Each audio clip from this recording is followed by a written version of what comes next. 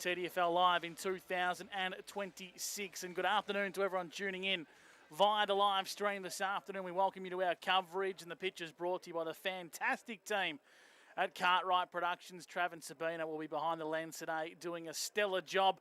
The best in the business here at Sandy Creek. Big Mac, I've got the updated team sheets coming through, and there's a big in. Despite a little bit of rumour and speculation, I can tell you that Braden O'Hara will play for the Chiltern Swans today. He's into the side, and the out is the veteran Bodie Hibberson. So with all due respect to Bodie, I know who I'd rather have in my 22. Bodie injured? Was he carrying injury? To be confirmed. To be confirmed, yeah. Yeah, to be confirmed. So that's massive. Braden O'Hara and Gecko on a day like today, like these are the conditions that are made for people like Braden O'Hara. And look, yes, he's not going to see what we saw him do, winning all those premierships in the Ovens of Murray, maybe, but he's still.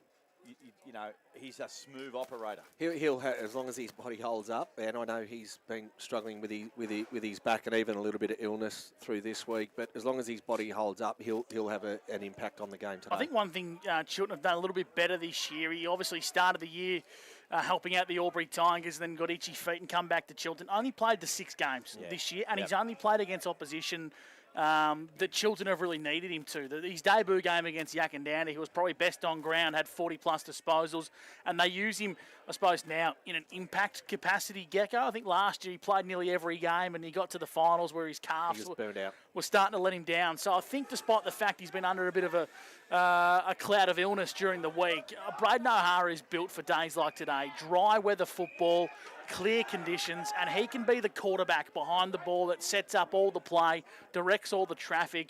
And if Chiltern's half forwards and their midfielders can be on the same path as Braden O'Hara, that is a damaging and worrying sign for the Tallangatta coach's box. Yeah, no, absolutely. Again, like you look at his resume, it's ridiculous. Some of the stuff he's done in South Australia, and we're all aware of his achievements with the Albury Footy Club and state representative and things like that. So he will be a standout for him today again if his body holds up. But boys, you know what really impressed me? We had Steve Owen come in and Richard Lamb, two coaches that spoke so well and were how in depth and serious they take their roles at their football club, and they haven't come in for a sugar hit and try and win a flag in the next year or two. They're trying to build something.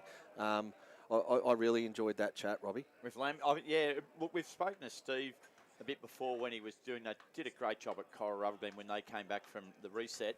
But Lammy, he played the same way. He was a sort of more of a key centre half, back type player, but very reliable. Never got flustered. Never got too high. Never got too low. And it was interesting.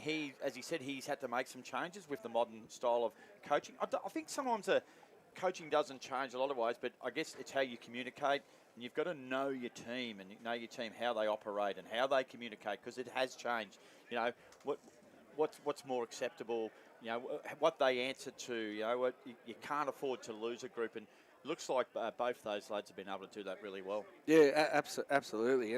And again, it was a really good insight into, you know, their attraction to their respective football clubs, you know, their sell to their football clubs, and then how they've been able to execute it. And I think from both a Tallangatta and Chiltern perspective, you would look at what both clubs have done and say that's a tick. They've achieved 100%. What they've set out to achieve. So full time here in the seconds too, guys, and it is a good win to Tallangatta. They went away. If they got challenged there early in the final term, they win this game 11-12-78. Yakandanda 7-6 48. So Tallangatta will advance to the first semi-final next Sunday. And for Yakandanda twos, that is it. Gussie, they can start planning either the cricket season or some social activities to just cap off the year. I think they might have to go to the Union Hotel in Tangam on the way back to town. Of course, sponsoring our player of the day and the drive home here on TDFL Live. And we've had some good results and seen a good sprinkling of teams today. We know Dedarang Mount Beauty have been here, the Wodonga Saints have been here, Yakandanda, and of course Tallangatta. Great to have Tallangatta back in the finals. I think it's a fantastic thing, not only for their town but also for the league, Gecko, that they're fantastic club. They're a big club, a loyal supporter base, and it's the first time they're back in the final since 2019. So they locked in finals in round 14 with the victory, and now they're here, and there'll be plenty of green around the MCG, the Bush, this afternoon. We're already starting to see it. Well, there's a fair bit below us here, Gussie, where we sit in the commentary box, so I'm sure they'll be loud and vocal today. But you're spot on. It is great to see Tallangatta back into the final series out here at Sandy Creek, and I did say to Richard Lamb pre-game that it's been a football club I've respected for a long time. They've never really bottomed out, or they've never been an easy beat. So yeah, they're genuinely on their way to build something here, and they're just preparing in front of us to run out now. That they certainly are. They look to be well drilled by Sam Cannon, the captain, who's got the boys pumped up and ready to go. And yeah, you just sense there's a real glint in Tallangatta's eye today, Big Mac, that they mean business. Oh, absolutely, mate. And I'll tell you who do mean business, and that is the Australian cricketers. The first test started yesterday, Gecko, and it's about to finish today because Australia, I think, led by 130 on the first innings. Well, currently, Bangladesh are 7 for 71, so it's going to be a 2-day test in Mackay. It won't even get that close. There's still around about 3.5 hours scheduled to be played out for the day, but Gus, that one looks like it's all over. So if you're in Mackay, tune in. Absolutely. No cricket to watch. What a debacle. I still wonder how we lost that first test, but anyway. Couldn't agree more, mate. We'll work it out one day. Let's cross down to Scooter Fraser in the middle of the MCG. The Bush, we got you down there, Scoot? Yes, mate. Loud and clear today. It's fantastic. I just had umpire Rod Sangster run past doing his warm-up and said, how good is this? Now, even the umpires love getting out here at this time of year, and the crowd is building up. It's fantastic. There's a lot of clubs represented today, and yeah, really looking forward to this. The ground is perfect again. I said before, there's no excuses. Couple of divots, but it's beautiful underfoot. Slight breeze going across the ground from your commentary box to the Duns Twin City Cranes. So no real goal advantage by the looks of it to start the game. Scooter, I've seen you there. I'm looking at you. You're bringing some memories back for me as you wander around the middle of the ground there, mate. You've had a real impact out on that ground. I've seen you do that a few times. Tell me, mate, has the ground looked any better? Well, back when we played, there was Paspalum, and we've played a preliminary final underwater at the old scoreboard over there. And yeah, my pace right now hasn't changed to what it was like 16 years ago, Gecko. But it's just beautiful, you know. And we bring it up quite often about Mark Saru talking about get the cows off before the game. But yeah, it's a real credit, and being involved in the executive is fantastic. Yeah, hopefully those rooms below you guys are next on the list, but there's a lot of improvements around here, and the ground is just a real feature.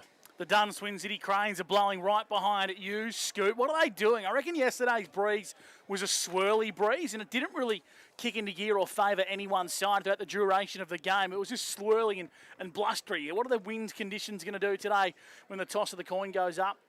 Just as you say that about the Duns Cranes, John and Molly are walking across the ground, so thanks, guys, for your sponsorship. Yeah, the flags on the cranes are moving, but the flags right near the end of the club rooms, the umpires' rooms, are almost dead still. They've, as I've said that, they've flooded a little bit. So I think it may be coming sort of over the back of you guys, straight across this half of the ground. Maybe the Lockhart's Gap end road of the ground might be lit still, but we'll see what happens when people are having shots at goals, if there's any movement down that end. Very good, Scooter. Big Mac, you're casting your eyes across both these teams. Let's get your tip for this afternoon's clash and why. Oh, look, both games have gone under a goal this year. It was a 2-point game in round 3 to Tallangatta. They won by 5 points in round 14, and that was at home. Look, I really think it's going to be a single-figure result again, Gecko. And look, I just think there might be a little bit of fairy tale of the first return to finals action since 2019. I'm going to stick with the green and gold. Tallangatta to get home in another close one. Yeah, I'm with you, Robbie. I'm with you. Kane Parsons, Connor McDowell are going to be critical here, and throw in Jeremy Stone. as well, but I'm on Tallangatta by no more than 2 goals. Yeah.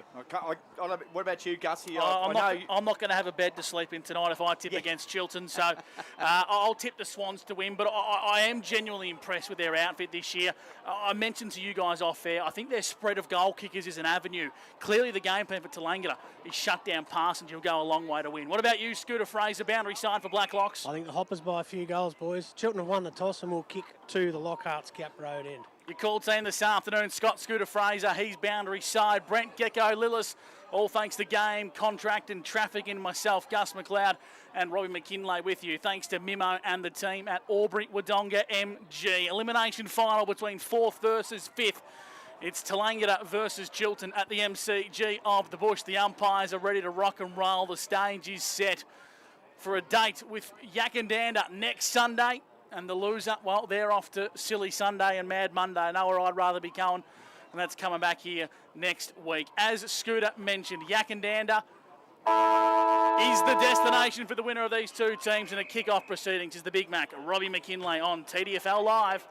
MCG of the Bush has never looked better. Elimination final day. McWilliams for Chiltern got the tap. Clever handball inside was kicked forward by Tallangatta. Goes to half forward. They got numbers at half back. Oh, and just a little bit of early physicality. Handball to O'Hara. O'Hara has 2 bounces. Clubroom's wing thumps the ball down to half forward. Falls nicely for McWilliams. He's a left footer. He gets a hurried kick. 30 out from goal, but sitting back there in the hole, taking a good mark, is Connor McDowell. And I don't think it'll be the first time we see that this afternoon, Gussie McLeod. McDowell's kick is beautiful to midfield. It finds, picks up a teammate in Dan O'Connell. Now they take it to half forward. Healy's there, takes the mark, plays on, intercepted here. Good work by Cooper. Handball over the top, and the Swans are out of trouble. Far wing. That they certainly are, Robbie. It's going to sit here for Brooks, and this is Chad. Gets the bad bounce to the Sharon. Now the ball goes towards the boundary line, assisted out of bounds by BJ Maddock. Boys, Connor McDowell went straight to Ben Jones, young Ben Jones, number 41 from Chiltern. He's half the size of Connor. That's deliberate. So he's tried to pick what he would consider their weakest link and make the most of that. Jones got a big job to do. He's got to nullify the impact of McDowell. He's one of the best attacking defenders in the competition. Here he is, right on cue. Jones inside 50. The kick was looking for Brooks. Murray Price gets a little bit busy in the contest, and so too does Wayne Shannon. And the ball's going to go out of bounds. Down to you, Scooter Fraser, boundary side for Blacklocks. Yeah, another one down there. Finnemore on McGee, boys. And I think it was Jeremy Stone and Ashton Brooks in the middle. Yeah, there's a bit of buzz around this ground here at the moment. Opening exchange has been physical. There's not a lot of free space around the ball at the moment. It's stuck inside forward pocket for Chiltern, and it's going to be another boundary throw in. 25 metres around from the Chiltern goal. It's first quarter action for the X-Ray group. This game has a different flavour already to yesterday, doesn't it, Gus? You can feel it. It's got a bit of edge about it, Gecko. There's no doubt about that. McWilliams, snap on goal, goes deep, running back with the flight of the ball. Connor McDowell, intercept mark number 2 already. And McDowell kicks it down the line. The kick's a beauty. Finds Jeremy Stone at half-back. He'll go short. He has a good option, Benny Hewitt. Hang on, this is coming back, I think, Robbie. What do you got here, Gus? I think it's going to come all the way back to the goal square. I don't reckon Norman McClure's overly happy with the way that ball got kicked back into play, or he's going to adjudicate this as a behind.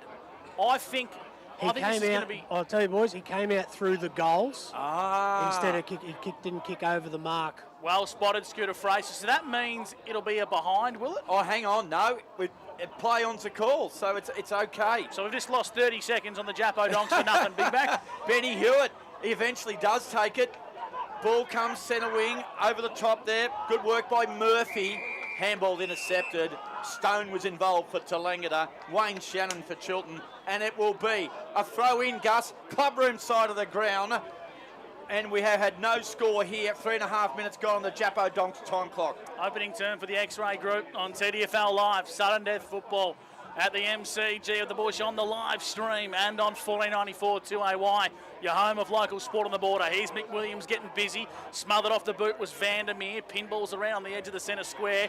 Chiltern get possession. Kicking long was Ashton Brooks. Inside forward 50. McGee's got on his bike with a clever pickup. Snaps across his body to the top of the goal square. They need a crummer here, the Chiltern Swans. In pursuit is O'Neill, the Swans leading goal kicker. But the boundary line beats them all to it, and it's going to be a boundary throw in 30 metres out from Chiltern's goal at the Lockhart's Gap Road end. You see that number 12, and the first thing you think of, Mark Doolan. He's gone. He's not here anymore, but young O'Neill. Actually, I think he's doing the running. He's down there. There you go. He's doing the running. Yeah. Well, Steve Owen said he's already qualified himself. Here's a snap on goal. Tight. Oh, he got in the road in the end there, did Harry O'Neill. The snapshot came in from Chatty Brooks, and we do have our behind after all. We get their first score, 4-minute mark, and on the Commercial Club scoreboard, it's Chiltern 1, leading a Tallangatta 0. Tallangatta just trying to ride a wave of momentum here from Chiltern. They're under the pump, the Tallangatta boys. From full back, the Hoppers, they go long towards the scoreboard side. McWilliams got underneath the football here. In pursuit is Ryan for the Hoppers. He retreats via hand, searching for a teammate in Healy. And once again, some clumsy football as it goes out of bounds. Down to you, Scooter Fraser for Blacklocks. Pretty hot on the Chiltern interchange, boys. They've got a lot of swaps here at the moment, and Tallangatta haven't had any. Injured defender Caleb Bertram in the pinks today. Scoot, we'll have to get an update on him. Looks good in pink too. You said that, not me. Hello. Hemming absorbed in a tackle. Will ball the footy out once again on centre wing. Going to be a good battle in the ruck today, I reckon. Of course, Chiltern do have the 1-2 punch with McGee and McWilliams. Everything okay at home, Scoot? Yeah, well, good. I just like him. He's well decked out. Pink shirt, pink Comfortable shorts, in your own skin, aren't you, Scoot? a nice red auburn hair. Got a free kick here, and it's going to be advantage. Here come the Chiltern Swans. Brad Hibberson at 75 metres. Kicks to the hot spot, searching for O'Neill, who brought it front and centre, but there's no crummers there. Exiting D50 is Barron, attacking the corridor for Tallangatta. They kick towards space. In pursuit of this one is Brock. Got there in the nick of time. He's a kick and a half from home. Set sail. Lob ball inside 50. Well done, Ben Mason at the back of the contest. Impacted the play for the Swans. Ball's in pursuit. Shannon left it behind. Now coming through is Ben Jones. Ball comes out wide once again for the Hoppers. Brock to the top of the square. Parsons got a good piece of it. Umpire said not good enough. Picks up his own footy. Run down in doing so. And holding the ball. Free kick to the Chiltern Swans. O'Hara's hurt, boys. Oh, Tied up in the back pocket. And Braden O'Hara is hurt. Shoulder. Hopefully it's only a stinger.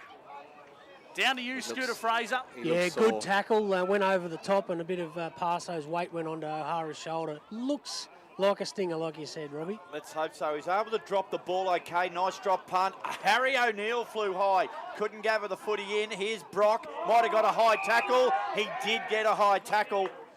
And it'll be Brock for Tallangatta Valley. 60 out from goal. Chiltern lead it 1-0. We've ticked over 6.5 minutes on the Jappo Docks time clock. Deep into the goal square here. First real serious saute forward here for Tallangatta. And it's going to be a ball up 15 metres out from their goal. Chiltern lead 1-0. Here is Gus McLeod for Albury-Wodonga MG. Braden O'Hara's shooed the trainer away. Has to be a good sign. Here come the Chiltern Swans, exiting defensive 50. Brooks. It's Ashton in the long sleeves. Takes 2 bounces, takes 3. Gets a defensive 50 and goes long down the scoreboard side wing. Searching for a teammate. Trying to find his brother. Shannon comes through, the veteran. On to Cooper. Cooper gets the 50, takes his second bounce. He's going to steady at 35. Kicking on goal for the Swans. Touched on the line. Touched on the line. A last gasp effort there from Tallangatta. And Chiltern moved to 2 behinds with Tallangatta yet to score. O'Hara's bought himself off, boys. Yeah, keep an eye on that one, Scoot. Looks sore, Scooter. Yeah, I'm thinking that that ACL or whatever it is. The AC joint? AC joint, yeah. Kick, it's a good one too. Tallangatta, Lockie Ryan marks true centre half back. Nice chipping kick. BJ Maddock gathers it midfield, runs with the footy, kicks okay, good spoil, it was legal. Here's a chance, Luke Fraser, shot on goal, has it got the depth? No, it hasn't. Terrific mark by Benny Mason. He read it superbly. Marks last line of the fence. Chiltern lead 2-0. We've gone 8 minutes on the Jappo Donks time clock. Hemming tied up in the back pocket. The co-coach in 2026, 3-time premiership player. Goes long down the line. I reckon the mark's been paid here to Cooper. Yep. So Cooper, Jake, on to Brooks. Handballing over the top. BJ Maddock gets busy there for Tallangatta. Sold him up the river. That should be holding the ball. And Crichton, umpire, put the whistle away. Now Chiltern have an opportunity, but we've got a whistle. Might come back. Might come back, so could be holding the ball in the end, I reckon. Yep. It's going to be BJ Maddock. A few man buns kicking about for the Hoppers. Inside 50. Parsons got 2 to beat. Lappin, did he push him in the back? Oh, he might Umpire have. said no. Umpire said no. Finn Lappin marks at centre half back, and he plays on for the Swans. O'Neill's the target. It's not going to make the journey, and it's marked by Lukey Fraser, the veteran. Touch ball. Good spoil. Now intercepted. Running off half-back Mason. Threaded the handball beautifully to Benny Jones. He's in the boundary. Handball to himself. Now he's caught without the footy. He actually played that pretty well at the end. He got out of that, Benny Jones. You're a magician, son. Now he's going to straighten him up. You got to come back, and Benny's not going to argue. He ducked a bullet there. It was genius. It was almost genius, wasn't it, Robbie? Brilliant. Kick into the middle of the ground. McWilliams almost played on. He was going to shoot the handball out. A chiselling left foot kick over the top of Chad Brooks' head. Brooks comes back at the footy, goes back for another one. He tapped it to a teammate. It was good. On to Mitch Hemming, and the kick is deep. Finds Chiltern's Brad Hibberson, drives it long, and it's a tough pocket to kick it from out there. It's a minor score. So Chiltern with 3 behinds on the board lead the elimination final. Almost 9 minutes have ticked over. First quarter action for the X-Ray group. Loving the Finn Lappin and Kane Parsons matchup. Finn will not leave his side. Benny Mason for Chiltern, directing traffic down back for Chiltern beautifully. Brent Gecko-Lewis, all thanks to Game Contract and Trafficking this afternoon on TDFL Live. So 3 behinds to Tallangatta yet to score. Chiltern in front for the Commercial Club. And the Hoppers go long down the scoreboard side wing, but Chiltern have numbers at the back of the contest. Working his way into the plays, Murphy. Right foot lob wedge over the top, searching for Hibberson, who's been busy. Kick was smothered off the boot, and Tallangatta have a chance to pounce. They kick up towards half forward. Searching on the lead is Pat Walker. In front of the scoreboard here, with not many options presenting. Now the Tallangatta want to attack through the corridor. Dropping 50. an absolute dolly is Harding. 50, Gussie. Talk us through that one, boys. I think he walked Man on the mark. Yeah, the old stand rule, Gussie. It can affect him anywhere in this country of Australia, and Sandy Creek's fallen victim here. I tell you what, it's good real estate because Harding is well and truly within range here. Oh my God, that was a good 50. That's a good 50, Scoot. Yeah, I'd like to buy real estate off that umpire. Shout out to Beerley. Update on Hara, boys. He hasn't stopped grimacing. This is his 3rd amount of magic spray on the shoulder and a lot of shaking of the head. He's not happy. First shot on goal is an absolute Barry Crocker. Doesn't even make the distance. Parsons got a bad bounce to the Sharon.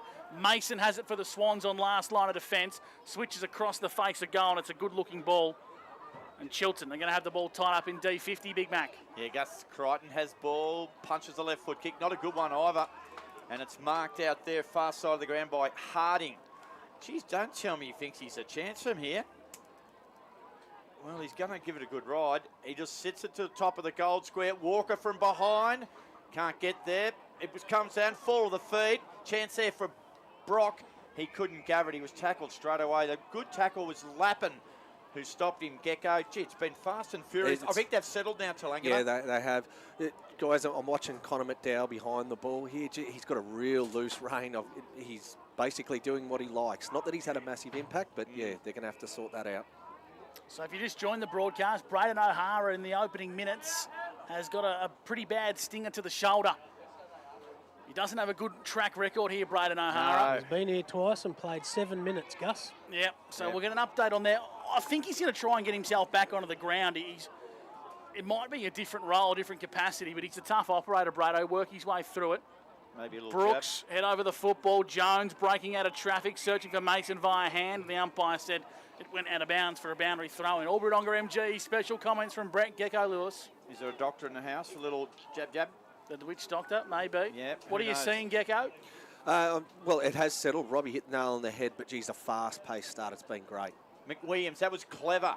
Punched it out towards the boundary. Hibberson, he'll stay over the footy. You won't win that football easily when Hibberson's over it. And eventually they make their way through traffic there. Flynn Burns, was it? It was indeed, but it's going to come back. Free kick's actually going to go the way of Tallangatta. Is it Rhett Thompson? The ball in hand? Or Finnemore? Rhett Thompson. No, it's Rhett Thompson. He'll go close from here. No, he decides to go short. Gets the lead. Oh, over the top. Not paid. Gee, I thought he was a chance there. Big Kane Parsons. Almost. Gecko? Yeah.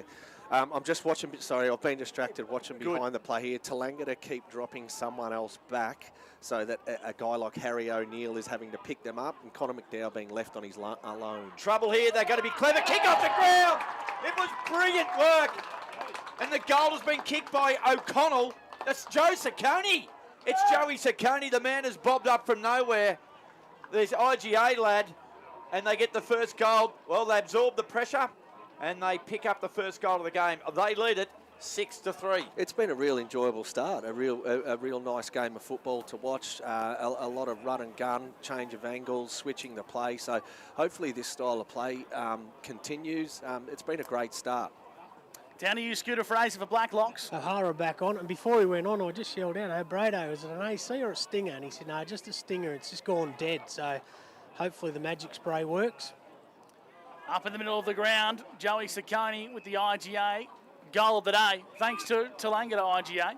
Proudly family owned and operated by the Ciccones. Absolutely. How's that one for you? And appropriate that he got the proceedings going. Ciccone got the job done. Joe and his dad, Vince. Great supporters. We thank them for jumping on board. Here's Hewitt for the Hoppers, kicking out wide, searching for a teammate in Walker. Ran underneath the football and then runs into the fence scoot. Almost ended up in don't Bay want to do 13. that. Tallangatta have got a history of that. Hit Connor the fence. McDowell in the round 3 or 4 games, split his leg open. So the boundary throw in across half forward here for Tallangatta. Mick Williams in the ruck up against Daly. Been a good duel so far. Ball's heading towards the boundary line once again for another stoppage, Gecko. A warm day, you wonder if this weather, 16, 17 degrees, will grab a few off guard and we might see the odd one cramp later on. In it comes, back into play once again. Still at half forward for Tallangatta. Mick Williams went the tap, went towards the boundary line. Good tackle from Hemming. Yep. And the umpire said it was a free kick for incorrect disposal. Mitch Hemming, the coach of the Chiltern Swans, to get things back underway across half back. He finds Ben Jones on the edge of the centre square, gives it back to his coach. Hemming says, "Come at me, boys," as he kicks out towards grass. He's got no one to really kick to. It's going to be a direct turnover. Tallangatta have got it, and they come long down the broadcast side wing, searching for Brock. Brock, true centre wing. He's been active. He's been very busy. The small, nuggety operator kicks a beauty. Finds Muir. Mad Dog Muir drives it into half forward. Paddy Walker's got a look at it and takes a grab on the third, fourth bite. Oh, he was a bit stiff not to be given that one. O'Hara finds the footy and, as expected, delivers. He'll get a free kick there. That one will go against our man Mad Dog. And the free kick's taken there by Finn Gray. Kicks it to centre wing, kicks short. Oh, he might have done better in the next time round there. Was a bit of a chance there for Kernoff. Couldn't hang on to the footy. There's plenty of players at the ground now. This is the business part of the oval here. Tumbles a kick.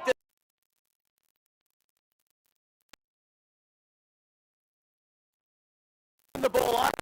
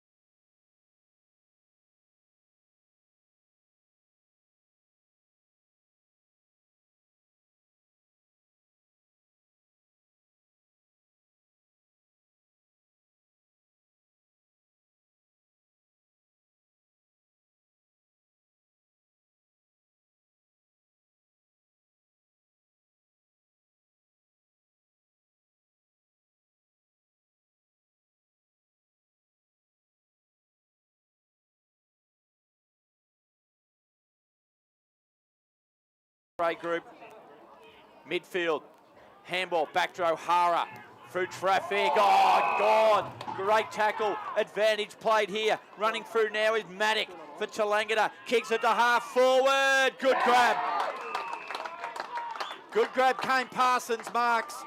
40 out, 45-degree angle. He's a beautiful kick, Robbie Parso, a beautiful athlete, and he's looked real dangerous early, hasn't he? Credit to Finlap, and he hasn't left his side, but Parso just too good there. That started with a great ruck tap by Jack Daly over the other side of the ground there. He got some really good delivery after it, and here we are. The big tackle on Benny Jones too, Scooter, caused the turnover. Was quick movement of the footy there by Brent Maddock, and it ends up in the hands of Kane Parsons. 66 goals so far this season. Comes in, 40 out, kick on the way. Got it. He might, no, he never quite got the spin. It was an ordinary looking sort of tumble, sort of type, hardly call it a drop punt, and he just missed to the near side. Minor score, 1-1-7, Tallangatta lead Chiltern, just the three behinds there. This is for the X-Ray group. Brent Willis. They got the Rolls Royce kicking in, Braden, so let's see who he spots up here. Why not? And they want him to kick long, and they put a lot of pressure on the short options. He goes long as far as he can, taking a good mark there. At the back of the play was Crichton. And he's going to go inboard, down centre wing. Dangerous kick, but it's a good-looking one. On to the lead of O'Neill. He's worked his way up the ground for the Swans. Kicking to half forward, Shannon, the veteran. In space. This is a good build-up here from the Swans. They've got it between half forward and centre wing, and a 50-metre penalty, Scooter. Yep, another one creeping over the mark or moving on the mark. That silly stand rule. Well, it's not silly. It's been in for 5 years. Players still haven't quite wrapped their head around it. Now, does the veteran have the leg, Scoot? Actually. Well, he's given about 70 there, so he'll be right. Geez, that's a bit. Oh, that is huge. seriously good 50-metre penalties. At least it's consistent. Both sides have had consistency. So here's Wayne Shannon. Played with his 4 boys against Dedarang Mount Beauty earlier in the year. And Dad steps up to the plate. The Chiltern Swans are on the board. And they move to 139. Tallangatta 117. Elimination final thanks to the X-Ray group. What a great start to a game of footy, boys. It's this is what we would have loved yesterday, Gus, but this has been a really good game to watch. Fast-moving footy, a lot of run-and-gun type footy, and the skill level's been fantastic to start with. Yeah, we've only had a goal apiece, Geck. We've gone 20 minutes, but Scoot, gee, it's been good football. Yeah, there's been some great chip around and get the ball going down the wing or the corridor, and some shots at goal. We'll hopefully see a few more. Back in the middle, Chiltern with the goal there to Wayne Shannon. Geez, what a story that's been. Played with his 3 sons, was it, Gus? 4. He played a game with his 4 sons. I reckon that's one of the most extraordinary things I've heard in sport anywhere in Australia. Amazing. Any bloody sport you like. Yeah. That is just incredible. Free kick, another one. I think it's going to go the way of Tallangatta on this occasion. A bit of a block there. So it's big Jack Daly. Gets it around on the left foot. Kick's not bad. Good grab taken. Joey Ciccone, the IGA man. And he loves a goal. And there is no one's even given the lead here, Geck. No, let him go. He's had a habit for a long time, Joe Ciccone, of bobbing up and kicking bags for Tallangatta when someone like Kane Parsons has been kept quiet. Well, if you're listening at home on the wireless, he's going to kick it from 45, and he's only 5 metres in from the boundary line.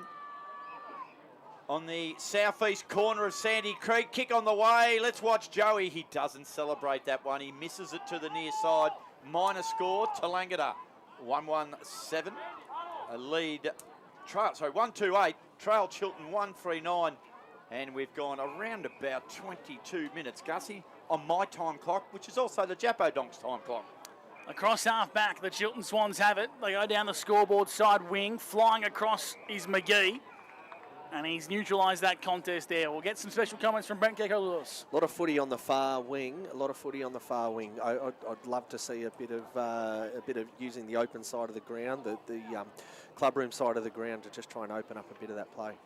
Daly in the ruck contest took it straight out of bounds. Down to you, Scooter Fraser. Yeah, Gecko, that comment is spot on. This side of the ground, having shots at goal from here is a lot easier than that other side. So that one of Joey Ciccone's was pretty much into the breeze. Yep. And from the other side, you've got it going across your shoulder. Daly tapped across his back shoulder, searching for Thompson, who kicked it straight up into the teeth of the breeze. Flying across the contest, taking a good mark there is Walker. He's about 70 from home. Where's Parsons and Ciccone? Now they lead. Parsons the target. Oh, good lead and great mark. A great outdoors mark of the day from Kane Parsons. He was in top gear on present there, Gecko, and he took it on the big barrel chest. Oh, I'm a big fan of Parso. He looks really, really good. And you can see why he's kicked his 66 goals for the year. Doesn't Pat Walker look dangerous for Tallangatta? And I think he's kicked almost 20 goals for him. So he's going to have to be one to watch. I don't know a lot about him, whether he's a local boy or not. Little Jacob Murphy pulled out of that contest there. Could have got in front of Parsons, but he knew the size difference. Yeah, great call. Would have put him out of the game, I reckon, Scoot. Here's Parsons. First kick was a bit offline. Now he's going to kick from 40. Slight angle. Parsons makes good connection, but doesn't make accurate connection. It's his second minor score as both sides are locked on 1:39 apiece after 24 minutes on the Jappo Donks time clock. Braden O'Hara will bring it back into play for the Swans. He just pushed both those kicks on goal to the right a bit. Just hasn't got his ball drop quite right. Yeah. O'Hara, he'll run his full measure and then he'll drive it with a 50-metre drop punt to centre wing. Chiltern have got numbers at the fall of the ball. Cooper does well, pounced on it. Jake Cooper had one bounce, drives it long. Good defensive work there, chipping in nicely there. It might have been Harry Farrelly, and he punches it out over the boundary line. It'll be thrown in between centre wing and half forward. Cracking game we got here. We've ticked over 24 and a half minutes, and it is Tallangatta 9, Chiltern 9. Here's Gus McLeod for Albury-Wodonga MG. McWilliams won the tap, but Tallangatta hack it forward. Kick went straight into Ashton Brooks' back. McWilliams dived from the ball. Now Tallangatta, bit of a soccer kick up the ground. Healy gets busy. 1-2 hand pass, didn't quite hit the intended target. Now Chiltern opt to go to soccer off the ground with O'Hara. Brooks in a bit of traffic, couldn't quite hit Hemming. Now Daly for Tallangatta underground, finding the teammate in Brock, whose handball went backwards. And now Tallangatta kick up to half forward. Both players go down from the Swans and the Hoppers as it trickles inside forward 50. Ball still in pursuit. Head over the football there is Stone. Got it onto a teammate in Brock. Brock to the top of the goal square. Parsons on the lead. And impacting the play beautifully was Paddy Wall. They call him Brick, and that's what he was. He was a brick wall in front of Kane Parsons, Gecko. The critical contest there, just at the top of the 50-metre arc for Tallangatta's end. Jeremy Stone really strong over the football, kept the footy in there for Thompson, cleans up and delivers. Almost 26 minutes have ticked over, which is quite a long quarter. We've only had a goal apiece in it. It's 9-all, and all between both sides this year. The result's gone Tallangatta's way by under a goal on both games, round 3 and round 14, and we're tracking the same way here at Sandy Creek. Wonderful conditions, superb conditions here.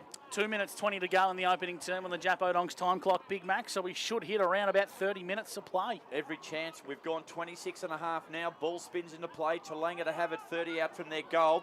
Over the footy, almost a free kick. They'll need to knock it out here. Knock it out. Umpire hovering. He's going to say, give it to me. And he will take it, Gus. 35 out from the Tallangatta goal. It's 9-all. And we're doing this one for the X-Ray group. Here's Gus McLeod for Albury-Wodonga MG. McWilliams got worked under in the ruck. Here's Walker across his body. Sacconi's IGA goal of the day from Paddy Walker. He kicks goal number 20 for the season. And that's just what the doctor ordered for the Hoppers on the eve of quarter time. They move to 2-3-15. Chiltern 1-3-9. Commercial Club Albury scoreboard. Couple of genuine goal kickers and key targets up forward with Walker and Kane Parsons. That probably is just appearing as a headache for Tallangatta in the last, for Chiltern in the last 5 minutes here.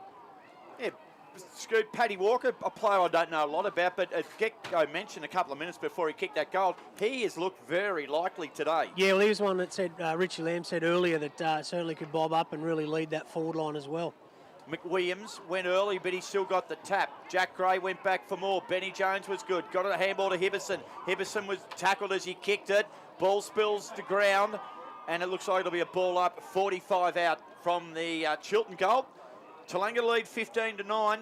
That's on the Commercial Club scoreboard. Hope you're enjoying the coverage here at the MCG of the Bush. One of the great grounds in regional Australia. It is absolutely magnificent. Conditions fantastic. Ground perfect. Here's a chance. Jeremy Stone, elusive, took one bounce. Stone has a second bounce. Stone has a third bounce. Weighs up his options. Looks for Walker. Ball can't quite make him. Walker comes through. Went hard at the footy.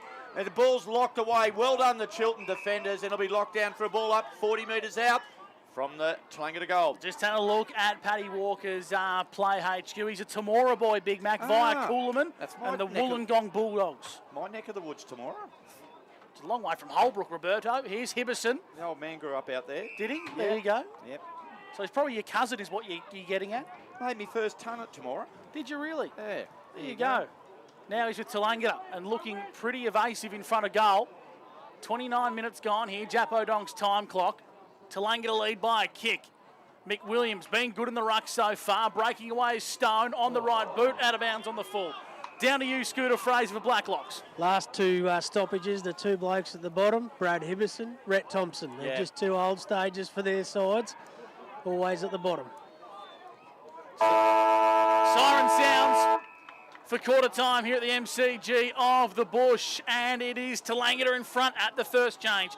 2-3-15 to 1-3-9. We'll take a break and bring in the second term after this on 1494 2AY or streaming right across the globe on YouTube with Wangaratta Indigo Computers and Cartwright Productions. Back after this on TDFL Live, where you won't miss a thing.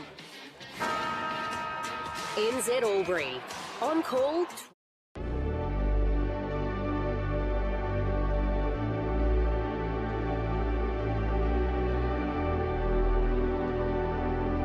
We'll help you get the job done. We'll make your job a smooth one. Dunn's Twin City Cranes. For your semis, riggers, spotters, cranes. Safety is our second name.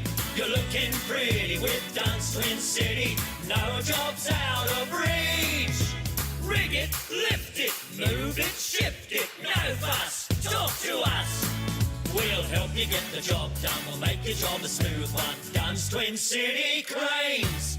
Introducing the new King G Extreme Guard safety footwear range. Boots engineered by workwear leaders for the toughest terrains. From mining to construction, electrical, oil and gas. Any demanding job. Built for the men and women working the longest shifts in the harshest conditions. Industry-leading innovation and technology meets safety and comfort with King G Extreme Guard.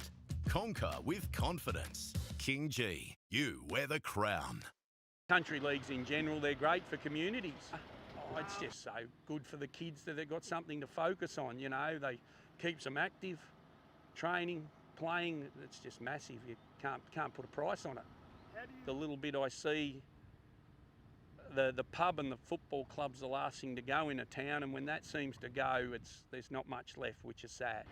You know, I've been involved with the TDFL for 11 years now via Barnawatha. Our business has been very good to us and a lot of people in the community or the country area. I'm not saying every football club, but you'd like to give back, and it just makes sense to give back to something that's right here at on our back door. We're right in the middle of it here. I'd like to think Barnawatha, they had a good crack last year, the boys. Chanty, Chanty, Chanty, Chanty. Chanty, that's the name to remember. Chanty Holdings are the pros for all the muckiest jobs. For cleaning and servicing septic tanks, treatment plants and grease traps, winery and trade waste, even cleaning car and truck washers. They've been doing it for over 50 years. From Albury to Beechworth, Corryong to Corowa, Wodonga to Yarrawonga, Wangaratta to Henty, and everywhere in between. When it comes to liquid waste, call Chanty. Chanty, Chanty, Chanty. Call 1-800-CHANTY. Here at Wodonga, we can service straight from the front, right through the middle roller door and right round without even having to stop or pull any trailer off. Yeah, no reversing at all. It's just in your truck. You don't even have to get out. Well, this is the Wodonga Truck and Ag Centre. We built this and we've been going for over 3 years now. And we basically needed a bigger premises to deal with just our bigger clients who do all the commercial work.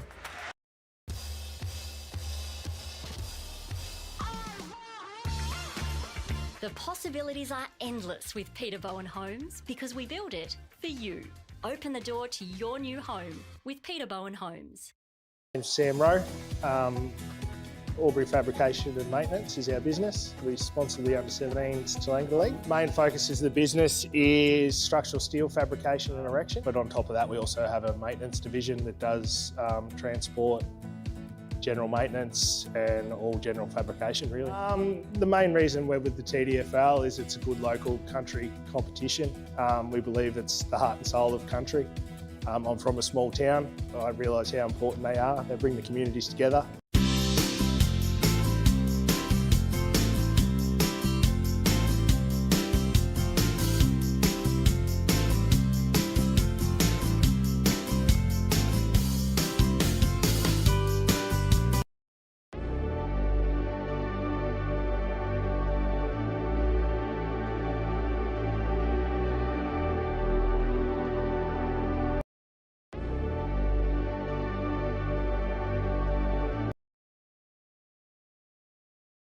Two 3-15 to Chiltern at 1-3-9. We'll get the Bullmax quarters best with Brent Gecko Lewis. Who were the players from both respective teams that caught your attention in the first term, Geck? For me, I've Jeremy Stone and Kane Parsons from a Tallangatta perspective. Really love them. Connor McDowell, I think they're going to have to do something there. Otherwise, the delivery for Kane Parsons and Walker is going to be excessive for Chiltern. So those guys have caught my eye, Gus. Very much so. The quarter's best thanks to Bullmax. Built tough. We thank Joey and Scotty for jumping on board. Visit bullmax.com.au. We'll try and get a hold of Scooter Fraser. I know he's lurking around somewhere out there, but he's had the headphones off, Scooter Fraser. He's just a man of the people. Yeah, he's signing autographs, Gussie. I caught him there before. He's got a couple of Sharpies in his back pocket, and he just signed a young lady's top. Kissing babies and shaking hands. That's what he does best. That's what he does best. While we wait for Scooter, what do you reckon the message would have been from Richard Lamb at quarter time? Oh, well, I would imagine he'd be fairly composed, and it would have been rather methodical around sticking to what's been working for us. Let's get the footy in the hands of Connor McDowell across half back, because every time he does, something happens. Gus? Down to you, Scooter Fraser. Thanks to Blacklocks Lavington. Down to you, Scooter. You got us, mate? Yep. Sorry, boys. What was the message at quarter time? I got to both huddles. Mark Doolan was very vocal for the Chiltern Footy Club at the very start. I think he spoke for about 5 minutes and was very, very much into the forwards about leading up but not turning around and going again. So a lot of effort, much more effort needed in the forward line from that point of view. And Tallangatta, Lammy was pretty critical on the boys on that far side of the ground of keeping the ball in. Use the boundary line as your friend. Chiltern got 4 inside 50s, he said, as a result of us keeping it in rather than just using the boundary. So 1-3-9, Chiltern trail Tallangatta 2-3-15 here as the second quarter gets underway on TDFL Live with Robbie McKinlay. Thanks to Bullmax. Thanks, Gussie. And it'll be Jack Gray going up against McWilliams. He gives away a lot of height, but he's so tenacious in the contest. Fraser, hurry kick, intercepted by McWilliams. A floating handball over the top. Did he have the football? I don't think he did. Play on was the call. Now, did he have the footy? No, still play on. Was he ridden into the ground? Umpire says, give it to me eventually. So there's a few chances there. Yeah, absolutely. Boys, I reckon Chiltern will be wrapped with the matchup they've got on Connor McDowell now. They're moving the chess pieces, and they've got Harry O'Neill sitting next to Connor McDowell. That looks good. Trying to get him accountable the other way, I reckon, is what they're looking for. Brooks just couldn't quite take clean possession of the football coming through the contest. Now it comes out the back here for Vandermeer. In trouble, Jones. Kicks in the nick of time. Dump tackle. You saw it, Scooter Fraser for Blacklocks. Just a downfield that was given. So it probably should go where the ball was. Yeah. It is going to, I think. No, it's not. It's going to come back here. He actually signalled downfield, but he's brought it back. Jones to O'Hara. Now their hands being shown. Braden O'Hara's furious. Calls Jones to get back on his line. He still haven't been picked up, O'Hara, but they go inside 50. Not the best kick, McGee. Let the ball go out the back. Shannon's in pursuit. And just landing inside the field of play was a Sheeran as it spills out of bounds deep into attack for the Chiltern Swans. That's where Harry O'Neill's job on Connor has to, if he's not going to get the football, he has to be standing with him so he can't spoil freely like that. Spins back in. Brooks lurking. Head over the footy. Good tackle there by, in the end, was Dan Finnemore. It was a carefully placed tackle, and that was on the veteran, Wayne Shannon, who has kicked the only goal for Chiltern today, courtesy of a 50-metre free kick. Tallangatta defenders around the footy at the moment, and it's locked down. So a scrappy start to the second quarter. There's a lot of pressure around the football. There's not too many easy kicks out there just at the moment. Flying high was McGee, palmed it straight to Jones, and Jones is going to be pinged. I reckon the umpires, it was a bit red hot, but he was looking to free this congestion up, Gus. That's what he's done, and running off half-back is Jeremy Stone, and he pumps it long to midfield. Oh, not the best looking kick. Walker's going to work pretty hard. Ben Mason gets there first, looks for a handball, doesn't have anyone to go to, so he tries to find Cooper, who's happy to give it back to Mason. The captain's across half-back, normally a good user. That's no exception.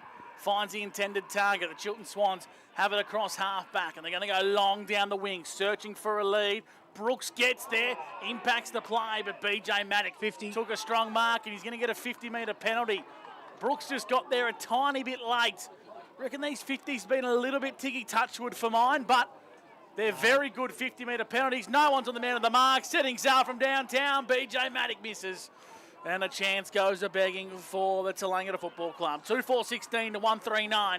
Inspirations Paint scoreboard. The Hoppers in front of the Swans on Elimination Final Sunday. Second quarter action for Bullmax. And it'll be Braden O'Hara. What are you spotting up there, Gecko? You're looking around? Just trying to keep an eye on where Braden keeps using that far side of the ground, and he's going to do it again.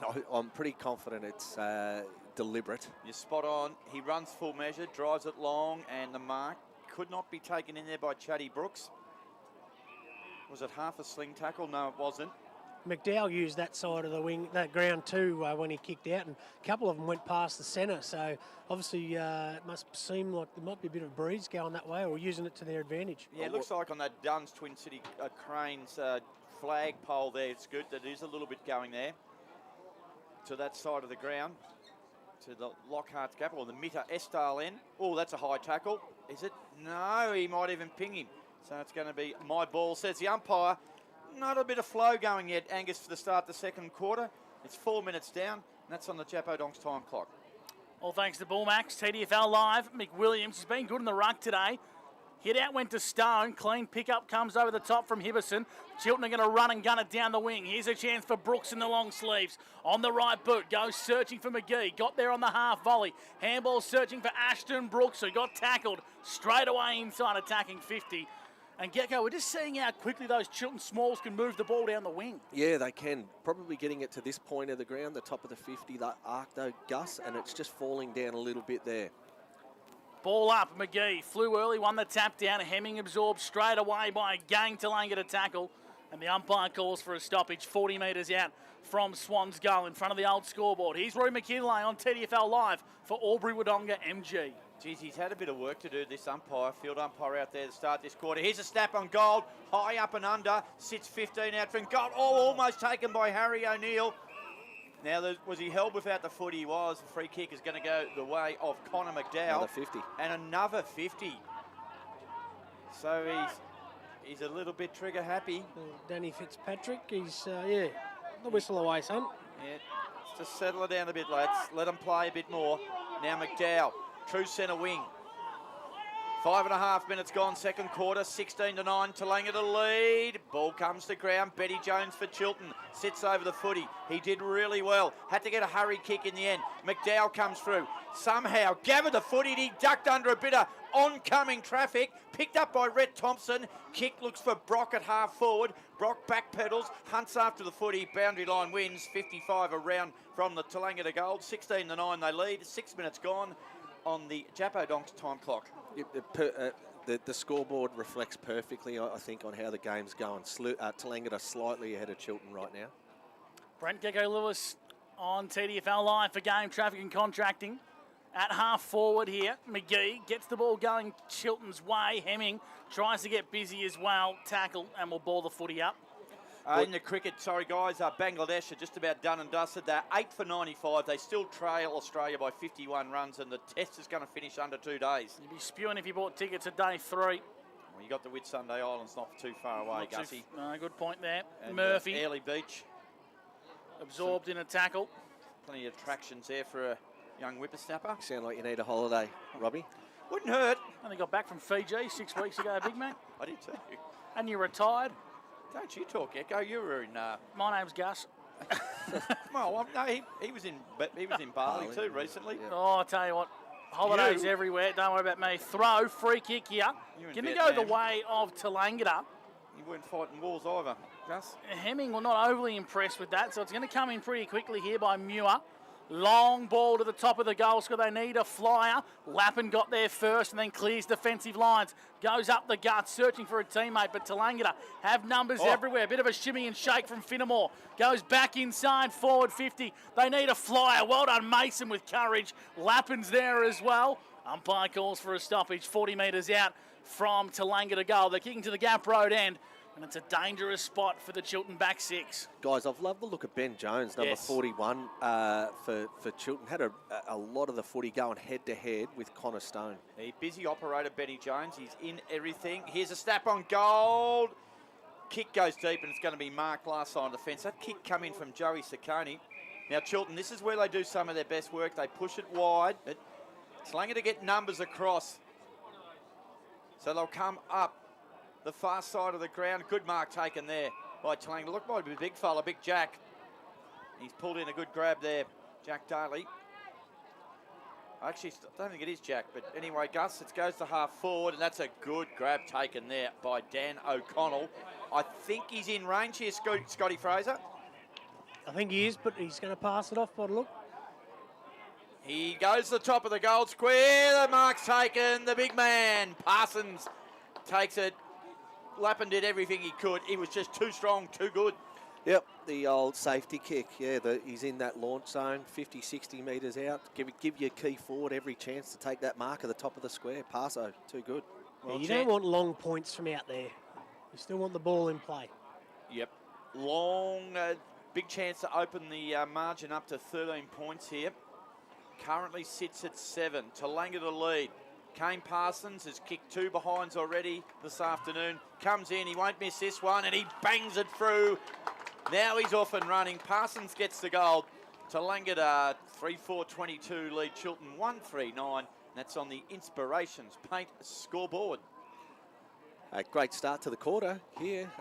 Both teams have had enough looks at it, and just Tallangatta making sure that they're taking the most of every opportunity that gets into their forward line. So again, Paso looks really, really sharp, and Finn Lappin's going to have his work cut out today.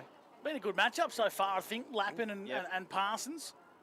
I think Tallangatta the beneficiary of some much cleaner entries going inside 50. It's breaking down across half forward for the Swans. It's an area of their game they'd like to address. We're back in the middle. 22 plays 9 thanks to Inspirations Paint. McGee's gone into the ruck, lost the hit out, and Tallangatta break away. Head over the football and busting off a bit of traffic was O'Connell, and now he kicks inside forward 50. Good work from Wall. Working hard to keep it alive here is Cooper as well. Shannon, this is Will, gets busy and gets the ball out of bounds for a boundary throw in deep into attack for Tallangatta. You see O'Hara's going to come off Just now, about boys. to say that, Robbie, when he tried to tackle Dan O'Connell, it went again. So he's obviously got some pretty bad bruising on the point of his shoulder. Gonna have to get him forward, I reckon. So Braden O'Hara coming from the ground once again. Wall onto Brooks. Brooks got dispossessed. Another strong tackle from Chad Brooks.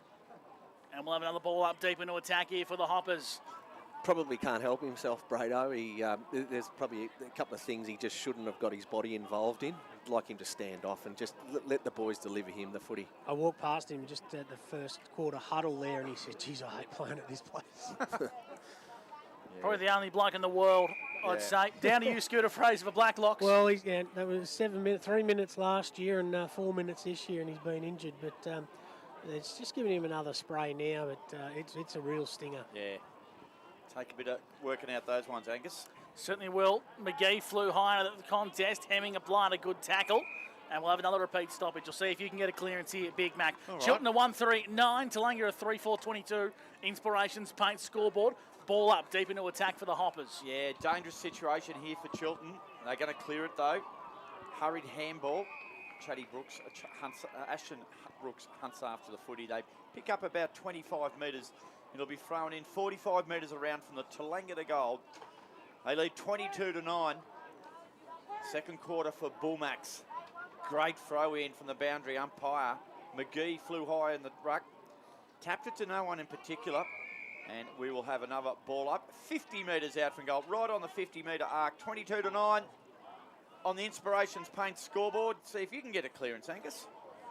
So we can come up with here, Big Mac. Hope you're enjoying the coverage on 2AY and streaming right across the globe, live, free and exclusive on YouTube. It's 50 metres out from Tallangatta's goal. McGee just trying to take matters into his own hands, and the kicking long as far as he can was great. It's a good-looking ball. Tallangatta arrived first on the scene there with Daly, and we'll get a stoppage on the edge of the centre square between centre wing and half forward for Chiltern. Down to you, Scooter, for Blacklocks. What's the latest from Braden O'Hara? He's just sitting down on the bench now, had another spray. That was a great effort there by Harry Farrelly to get the ball to ground and get a ball up. On centre wing, Brooks taken without it. Umpire said high. Nonetheless, it's a free kick to Chiltern. Right decision was made. This is the kick that's been letting down Chiltern. Price in the hole. It's going to go out the back. Oh, good effort from McWilliams. Breaks around. In fact, it's Shannon. Top of the goal square and out of bounds on the full. Another chance for Chiltern goes a begging gecko. Both teams trying to get their free flow running style of game happening, but I think defensive mindsets from both teams are stopping that. Just an Atura Albury netball update. Faguna lead 20-13, early stage of the second. Great kick from Lockie Ryan. He's found some space here. Benny Hewitt all of a sudden drives the ball inside forward 50. Here he comes. Parsons. Wow, that was great football. Great outdoors play of the day from Tallangatta. They took it all the way from deep in defence. Parsons back for Javi's fourth set shot on goal. Boys, Benny Hewitt, highly rated within Tallangatta. They've got him from Corryong. They think he'll win it their best and fairest this year. He's been a ripper. Jeez, that's a good rap when you see some of the footballers in this Tallangatta side. So Kane Parsons, his day so far, 1 goal, 2. First 2 he missed. He's kicked 1 already this quarter. And this could stretch the lead to 19 points. 45 out, 45-degree angle, kick on the way. He's pushed it right. It's out of bounds on the full. And Parsons, look at himself. He looks like a golfer on the putting green that just hasn't read one, Gus. I reckon that's been assisted by the breeze, Gecko. A little bit. Yep. It dragged it right across, didn't it? Scooter Fraser, is that breeze blustering as bad as the Parsons kick? Flags to your left, boys, the League One and the Australia flag are hardly moving, so might be just up above the post height. There's a bit of a breeze. Tallangatta on centre wing, Hackett to centre half forward. Coming through the back of the contest was Walker. Impacted the play, so too Stone, showing core strength. Handball's being turned over. Here come the Swans. They get it up to half forward. Murray Price has to get busy, the veteran. Good work from Tallangatta, a bit of a high up and under. It's not a bad kick at the end there from Cannon. He gets it back, does the skipper. You can cue the Benny Hill music there. The ball goes out of bounds in front of you, Scooter, for a boundary throw-in. Not a bad effort there from Adam for Sam Cannon. It was fantastic, yeah, and almost kept it in too. Boundary throwing, true centre wing, 9-22, Tallangatta lead, and we've played 15 minutes for Jappo Dogs. Free kick off the ball, it's going to go McWilliams' way. So Chiltern have Sharon in hand on centre wing. McWilliams kicks to space. Brooks at the back. Nudges his opponent underneath it, but the umpire said it was a high. It was a high free kick, and Chiltern cost another entry inside attacking 50. Lockie Ryan's got it at centre half back for Tallangatta. The only thing he didn't do, Gus, was chuck a saddle on him. It was like a Chiltern Rodeo the way he addressed that. He was coming out to shoot 3. Finnemore, a calming influence. Kick's not great though. Oh, Hibbo was going to play on, but he just got away with it, and so did BJ Maddock. Here's a chance out. Ashton Brooks pumps it long. Top of the goal square. O'Hara, he's gone forward. He couldn't quite hang on to it. He could not quite hang on to it. He almost did. It's 20 metres out. Blow the whistle! He has. He did, Robbie. Sorry, I didn't hear it. He's just giving Braden O'Hara time to get up. That whole contest was on his left shoulder too. He's a tough operator, Big Mac. 15 out from goal here. I didn't hear the whistle, and I apologise to the man in Lime. Now here's a chance to Tallangatta off half-back. Nice and composed. Here's Connor McDowell. He kicks it out of the defensive area, but it's going to come back in, Gus. Hibberson has got it 55 from home. The kick crucial. Caesar O'Neill lead just over his head. And Tallangatta bomb it as far as the eye can see down the centre wing. And Hibberson went back with courage, impacted the play, but he's got company. Daly, the big ruckman, up against the veteran. Daly hunts the boundary line, gets it there, out of bounds in front of Scooter Fraser for Blacklocks. Geez, I love the way Jack Daly attacked the ball there against the veteran from Chiltern. Yeah, if he just had picked it up a bit cleaner, they might have been going forward. I reckon that's taken 15 minutes out of Hivo, that effort. Yeah, triple effort. He's a goer. I'll tell you what, my eyes aren't great, but that number 11 is very close to each other. Looks like he's wearing number 1 to me. Not a lot of separation. That's how he plays. You Hivo. can't see and Robbie can't hear. What are we in for? That's why we're commentating. That's why we got the big bucks. Here's McWilliams, pumps it inside 50. Clever from O'Hara, lets the ball hit the deck. Coming across the contest was McDowell. Keeps it alive, dangerous ball. Brooks first there on the scene. Tallangatta under the pump. They're going to exit defensive 50 via Finnemore heading out to the scoreboard wing. Big Mac in pursuit is the man in Kernoff. Yeah, Kernoff, that was a good kick. He got a nice bounce too, and he pumps it long. Healy will hunt after this one. Good work from Chiltern at half-back. Brock came in, just got a hand on the ball. Might be a turnover. Big play coming here. Bobbing through traffic was O'Connell. O'Connell kicks it long. Parsons, was he pushed? Play on was a call. It falls for Brock. He shimmied, he shaked, he baked, he goals! Well done, Riley Brock. He did it all. An absolute cracker from the young fella of Sikone's IGA Tallangatta, goal of the day contender. And the margin goes out to 20 points. Tallangatta 28. They lead Chiltern 9. What a goal assist by Parsons there. A bullet falcon straight off the top of his head.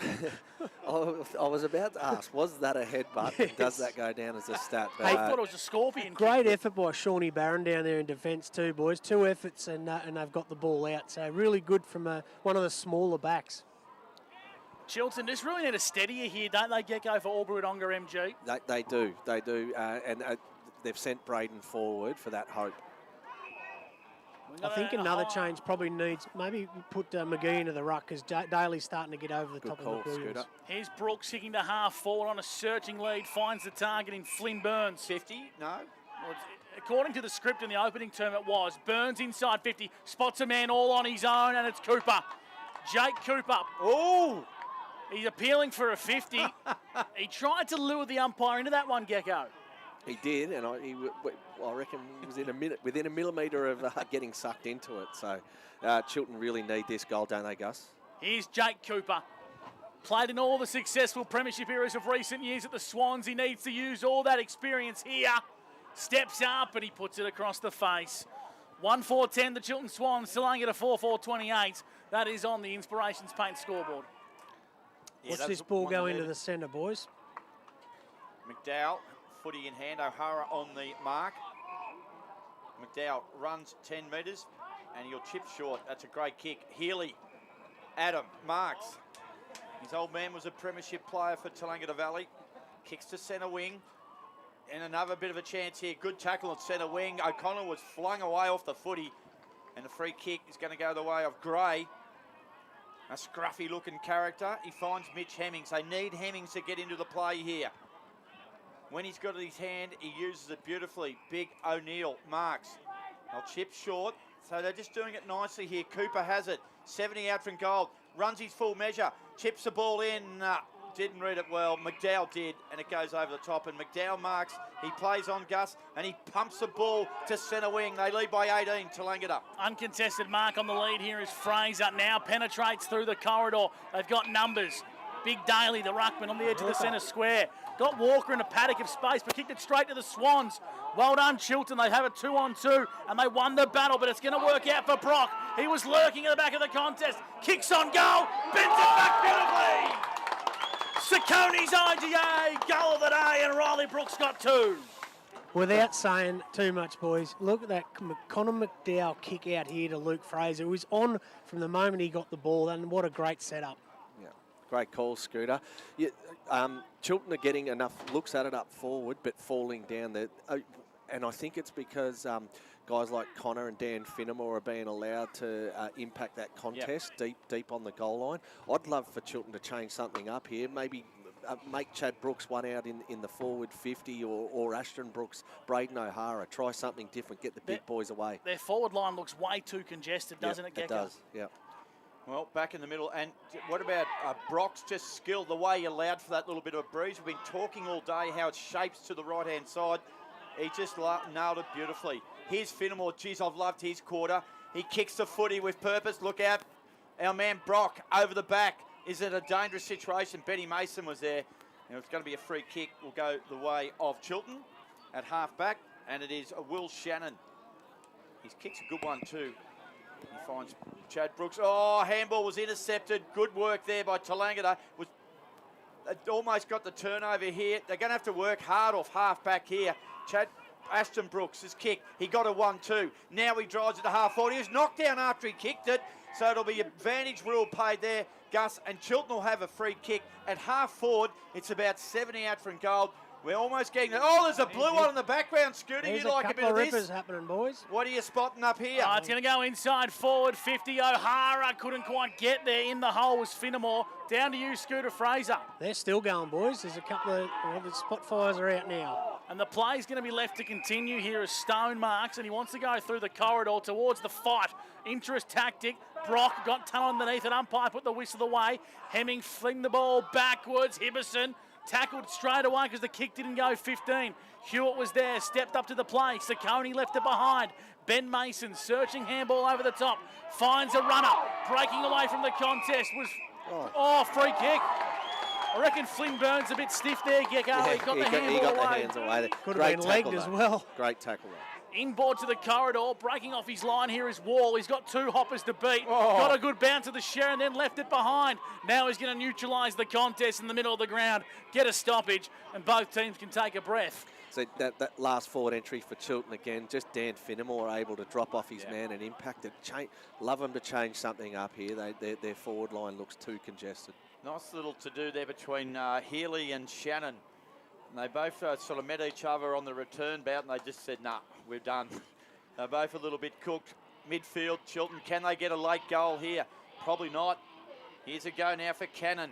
Sammy Cannon goes wide. Healy's there. Brock, he's kicked the last 2 goals of the game. The boundary line wins between half-forward and centre wing. Tallangatta in an attack.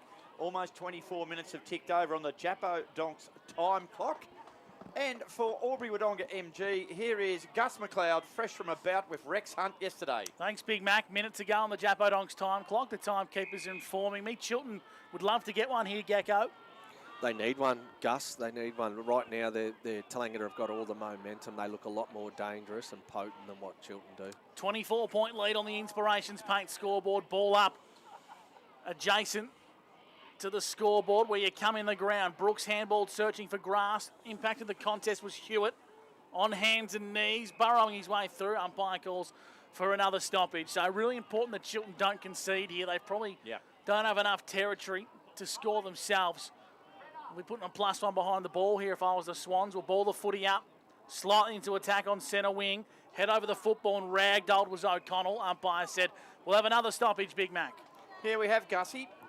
What do you think forces the footy on that side of the ground, fellas? It'll be 70% of the ball has been on the far side of the ground. I'm not sure if it's the Kagunya Doctor or something like that, the little breeze, but I know when you're kicking for goal down that end, it always would push to that side, to that near point post or behind post, and it's, as we see again, that's where the ball is now, out on that side, and it's not a big breeze at all here. No. It's just, I know it might be a little wind tunnel coming through there. I know Scooter knows the landscape a little bit better than me here. His geographical skills are quite superb at times. If he doesn't know, he'll make it up. Ball spins back into play. Healy might be a chance. There's a whistle. Yeah, ruck infringement, Big Mac. Good spot there, Gussie, and it's going to be McGee, and I'll give you an opportunity for reply there. Scott Fraser down on the boundary for Blacklocks. I'll report back after I talk to Jane Bunn, mate. We'll take a break here on TDFL Live. It is half-time, and the score is heavily in favour of Tallangatta. 5-4-34 to Chiltern. 1-4-10. Plenty more to come, including the halftime show on the other side of the break. It's TDFL Live, where you won't miss a thing. Wade Smith Plumbing. For all your...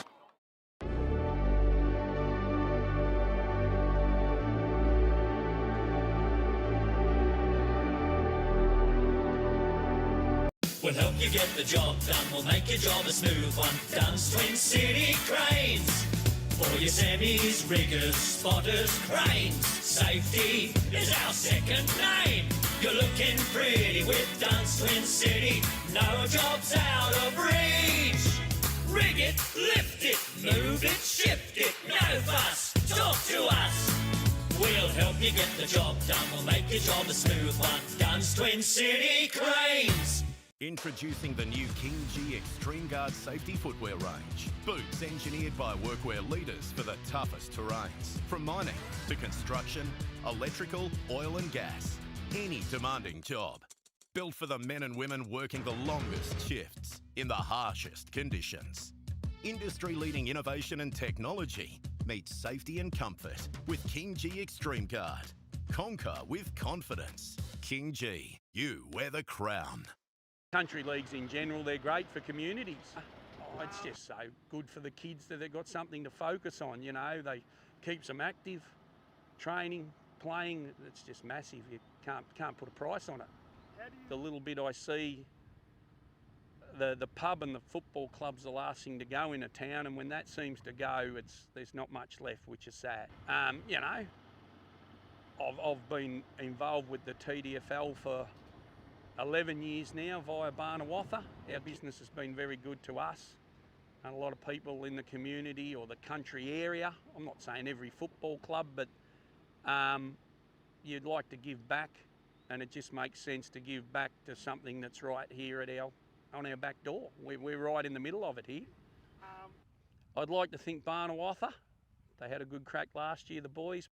Chanty, Chanty, Chanty, Chanty. Chanty, that's the name to remember. Chanty Holdings are the pros for all the muckiest jobs. For cleaning and servicing septic tanks, treatment plants and grease traps, winery and trade waste, even cleaning car and truck washers. They've been doing it for over 50 years, from Albury to Beechworth, Corryong to Corowa, Wodonga to Yarrawonga, Wangaratta to Henty, and everywhere in between. When it comes to liquid waste, call Chanty. Chanty, Chanty, Chanty. Call 1-800-CHANTY. Here at Wodonga, we can service straight from the front, right through the middle roller door and right round without even having to stop or pull any trailer off. Yeah, no reversing at all. It's just in your truck, you don't even have to get out. Well, this is the Wodonga Truck and Ag Centre. We built this and we've been going for over 3 years now. And we basically needed a bigger premises to deal with just our bigger clients who do all the commercial work.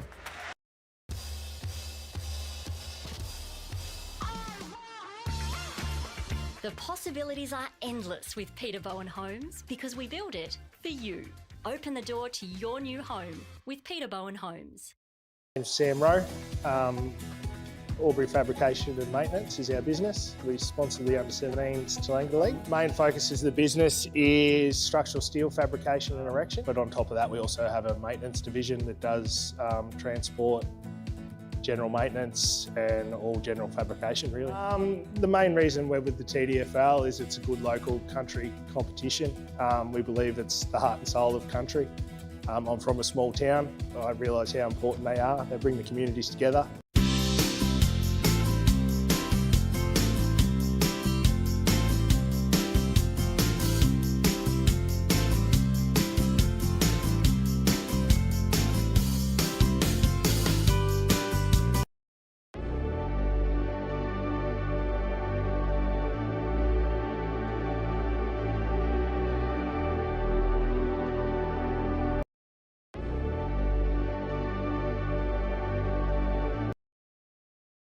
In the elimination final sees Chiltern 1-4-10 to Tallangatta 5-4-34. That is all on the Shed Company scoreboard. We thank Gavin Jimagray for supporting us in 2026 once again.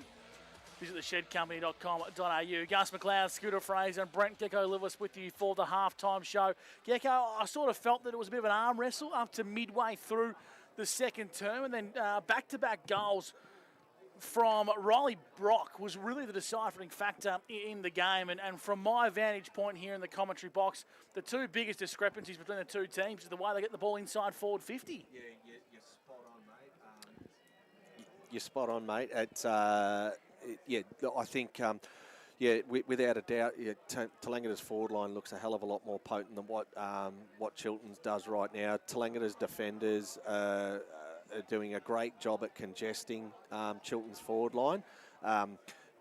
Connor McDowell's partner in crime, Dan Finnemore, I've really loved his quarter there, and I thought he had a real impact. His ability to rebound the ball and deliver forward. I've known him as a junior for some time, and what he's been able to do and go away and work on is his foot skills. I thought he had a fantastic quarter. Yeah, to have the scalp of McGee at this stage of the game is a big win for Richard Lamb and Finnemore, and I think.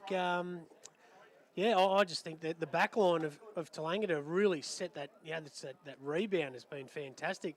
I just think, with the way Jack Daly's getting over the top of McWilliams in the ruck, McGee does need to get up there and have a bit more influence in the centre of the ground and possibly just push McWilliams deep. What I'm noticing with McWilliams, I reckon he's doing too big a stints. He's going in there when he's fresh and having a real crack, and then sort of after about 6 or 7 minutes is sort of when Daly grinds him into the ground a little bit. I think Chiltern have got to probably give licence to McWilliams and McGee to have that switch on field rather than being a coaching tactic. I think that's probably a move they need to pull, and I reckon they've just got to give, in this stage of the game, Braden O'Hara the licence to go and do whatever he wants. Well, and I think you raise a good point, Gus.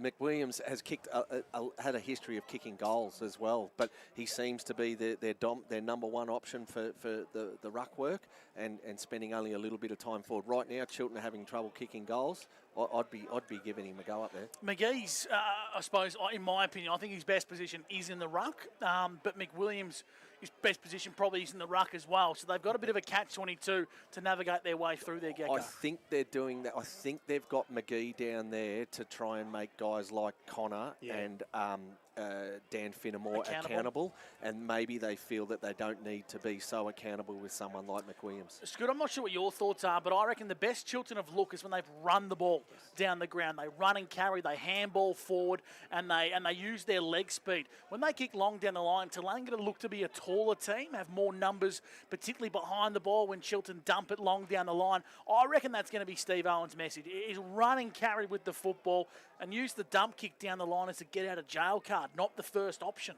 Yeah, Ashton Brooks, Chad Brooks, Jake Cooper, and Hemming. As soon as those guys get onto it, and they spread really well. We talked about the way Kiewel did it yesterday.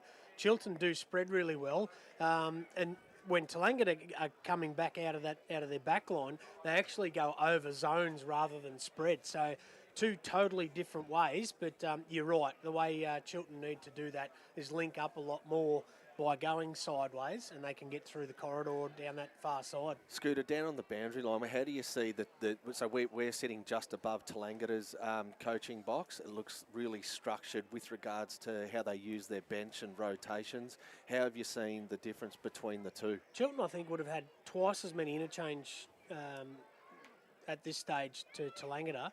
They're pretty quiet, the Chiltern guys. I haven't really heard too much out of it. That's a Steve Owen blueprint. Yeah. Very measured, method, relaxed type of coach. He's not a ransom raver, so that's very in conjunction with Steve Owen's style of coaching. And I guess at quarter time, that's why Mark Doolan was probably more vocal than anyone for them. But look, I think certainly not out of it, the Chiltern boys, but they just need to sharpen up going forward without a doubt. Oh, I think Ben Mason across half-back has been really strong for Chiltern. He's doing a defensive job, but also setting up a little bit of play. And I think the matchup between Lappin and also Kane Parsons has been a mouth-watering one. I reckon Lappin's got him once or twice, and Parsons, if he had his kicking boots on, would probably have a few more goals. But it's a great matchup and a great battle, and they're probably two of the premier players in their respective sides going toe-to-toe. That's what finals all about, Gecko. Oh, absolutely. Yeah, as soon as they lined up against each other, I thought, you beauty. The other thing, you talked before, Gus, about the how Chiltern have looked good when they've ran, but that they haven't done it enough. I can remember vividly two occasions, Micah McWilliams, Benny Mason get the ball across half-back, looking bored to change an angle, but the rest of Chiltern's defenders were left sleeping, and they weren't presenting options for those boys to release to. So you'd hope that gets addressed by Steve and Mitch Hemming at this half-time break. Boys, give your players an option so that we can try and move the football and get some overlap. Half-time show thanks to the Shed Company. And Scooter, we've yet to see some real impact from Braden O'Hara. Talk us through his opening half and I suppose the run of bad luck that he's had. perfect tackle on Kane Parsons deep in the forward line. Probably a shot at goal saving tackle, but Parso rolled over on O'Hara's hips, turned him a little bit onto his left shoulder, and just drive into the ground really as they rolled over. So a little bit of a stinger, or a lot of a stinger, because he's had a lot of that old cold magic spray. Look, he's obviously just wanting to tough it out and try and get him over the line and get another game. But like we said before, certainly 3 minutes in the final last year and 4 minutes this year getting injured. But look, luckily it's not an AC, so if he can fight the game out, I'd like to see him go forward, but he's a bit too valuable with his skills down back. I think he's going to spend majority of the time forward of centre. What about getting him on a half-forward flank or a wing? Gecko, obviously you've got your coaching lens and you can take a look at it from those sort of things, but Braden O'Hara's problem isn't going to be disposing of the ball. It's going to be getting the ball in a dangerous spot. When they're kicking it to him inside 50, it's on his head, which is not what they want. They want to get it to him in space to lead into. So I can't help but think that the biggest problem for Chiltern's been their entries inside forward 50. Can they find a way to manufacture Braden O'Hara being the bloke kicking inside 50? I'm aligned with you there. I'd get him up a little bit higher on the ground. You'd give your teammates, a clear instruction. Get the ball in his hand because something will happen. But what Braden needs to own is I feel like he's made some silly choices as an older guy who saw to go in and tackle like he has. There's just no need for it. So he's put himself in harm's way. It's caused himself a bit of damage. Frustratingly, I've seen him do it a couple of times since as well. To get him up higher, get the footy in his hands, let's see what he can do. A left field one, do you potentially try and get him on the matchup of Connor McDowell? We know Connor McDowell's going to hurt Chiltern when he's loose in defence, but do they try and make him accountable and put him on such a damaging player like O'Hara, Scoot? I don't think you'd sacrifice O'Hara. Even with one wing, he needs to be in a spot where he can be damaging. He only has to take a chest mark, go back, kick a goal, rather than try and take McDowell out of the game. If he takes McDowell out of the game, he's taken himself out of it as well. And Chiltern don't need 17 out there, they need 18. One of the things we've noticed about Chiltern coming into this game as an even spread of goal kickers, Harrison O'Neill, 27 for the season, Chad Brooks, 24 from 17, Mitch Hemming and Ashton Brooks, who kicked 17 goals respectively. They're their leading goal kickers, Gecko, and they're yet to really fire a shot. That's got to be an element of Chiltern's game we need to see in the second half. Yeah, well, both Mitch and Ashton have had an impact, but it's been further up the ground, hasn't it? Harry, he's been caught between looking after Connor McDowell, but then finding the footy. And Chad Brooks really hasn't had an impact. Again, I'm probably calling for Chiltern to try something drastically different here. Get a lot of their bigger Tallangatta's big defenders further up the ground, and let's see if we can, get the mosquito fleet going for Chiltern. Chad Brooks, Ashton Brooks. Let's see if we can get some smaller boys in that forward 50 for them. Tallangatta are back on the ground, so we're going to take a break here on TDFL Live. Half-time, Chiltern 1-4-10 to Tallangatta 5-4-34. The third term coming your way next. Thanks to the Shed Company, it's TDFL Live, where you won't miss a thing. McRae Motors, your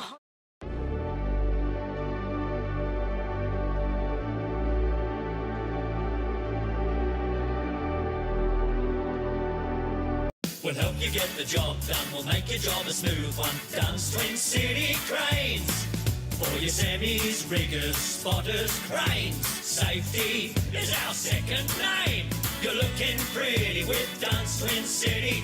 No job's out of reach. Rig it, lift it, move it, shift it. No fuss, talk to us. We'll help you get the job done. We'll make your job a smooth one. Dunn's Twin City Cranes. Introducing the new King G Extreme Guard safety footwear range. Boots engineered by workwear leaders for the toughest terrains. From mining to construction, electrical, oil and gas. Any demanding job. Built for the men and women working the longest shifts in the harshest conditions. Industry-leading innovation and technology meets safety and comfort with King G Extreme Guard. Conquer with confidence. King G, you wear the crown. Country leagues in general, they're great for communities. It's just so good for the kids that they've got something to focus on, They keeps them active, training, playing. It's just massive. You can't put a price on it. The little bit I see the pub and the football club's the last thing to go in a town, and when that seems to go, there's not much left, which is sad. You know, I've been involved with the TDFL for 11 years now via Barnawatha. Our business has been very good to us and a lot of people in the community or the country area. I'm not saying every football club, but you'd like to give back, and it just makes sense to give back to something that's right here at on our back door. We're right in the middle of it here. I'd like to think Barnawatha, they had a good crack last year, the boys.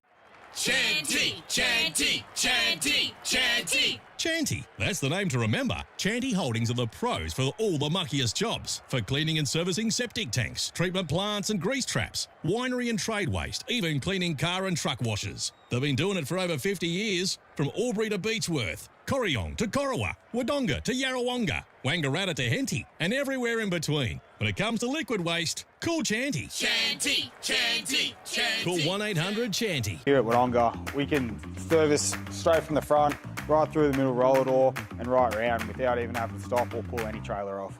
Yeah, no reversing at all. It's just in your truck. You don't even have to get out. Well, this is the Wodonga Truck and Ag Centre. We built this and we've been going for over 3 years now. And we basically needed a bigger premises to deal with just our bigger clients who do all the commercial work.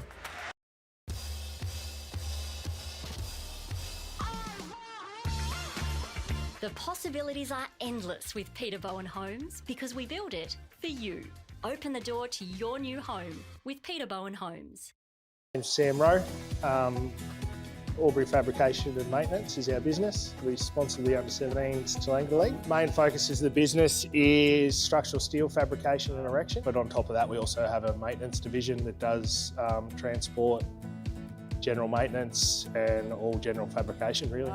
The main reason we're with the TDFL is it's a good local country competition. We believe it's the heart and soul of country.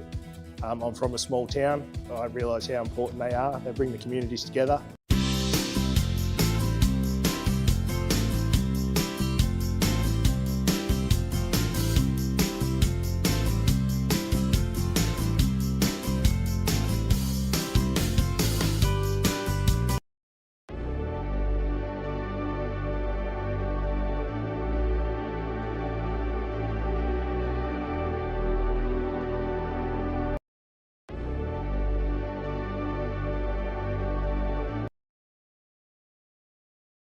Break, mate. Do you get the scones with jam and cream? I have one scone.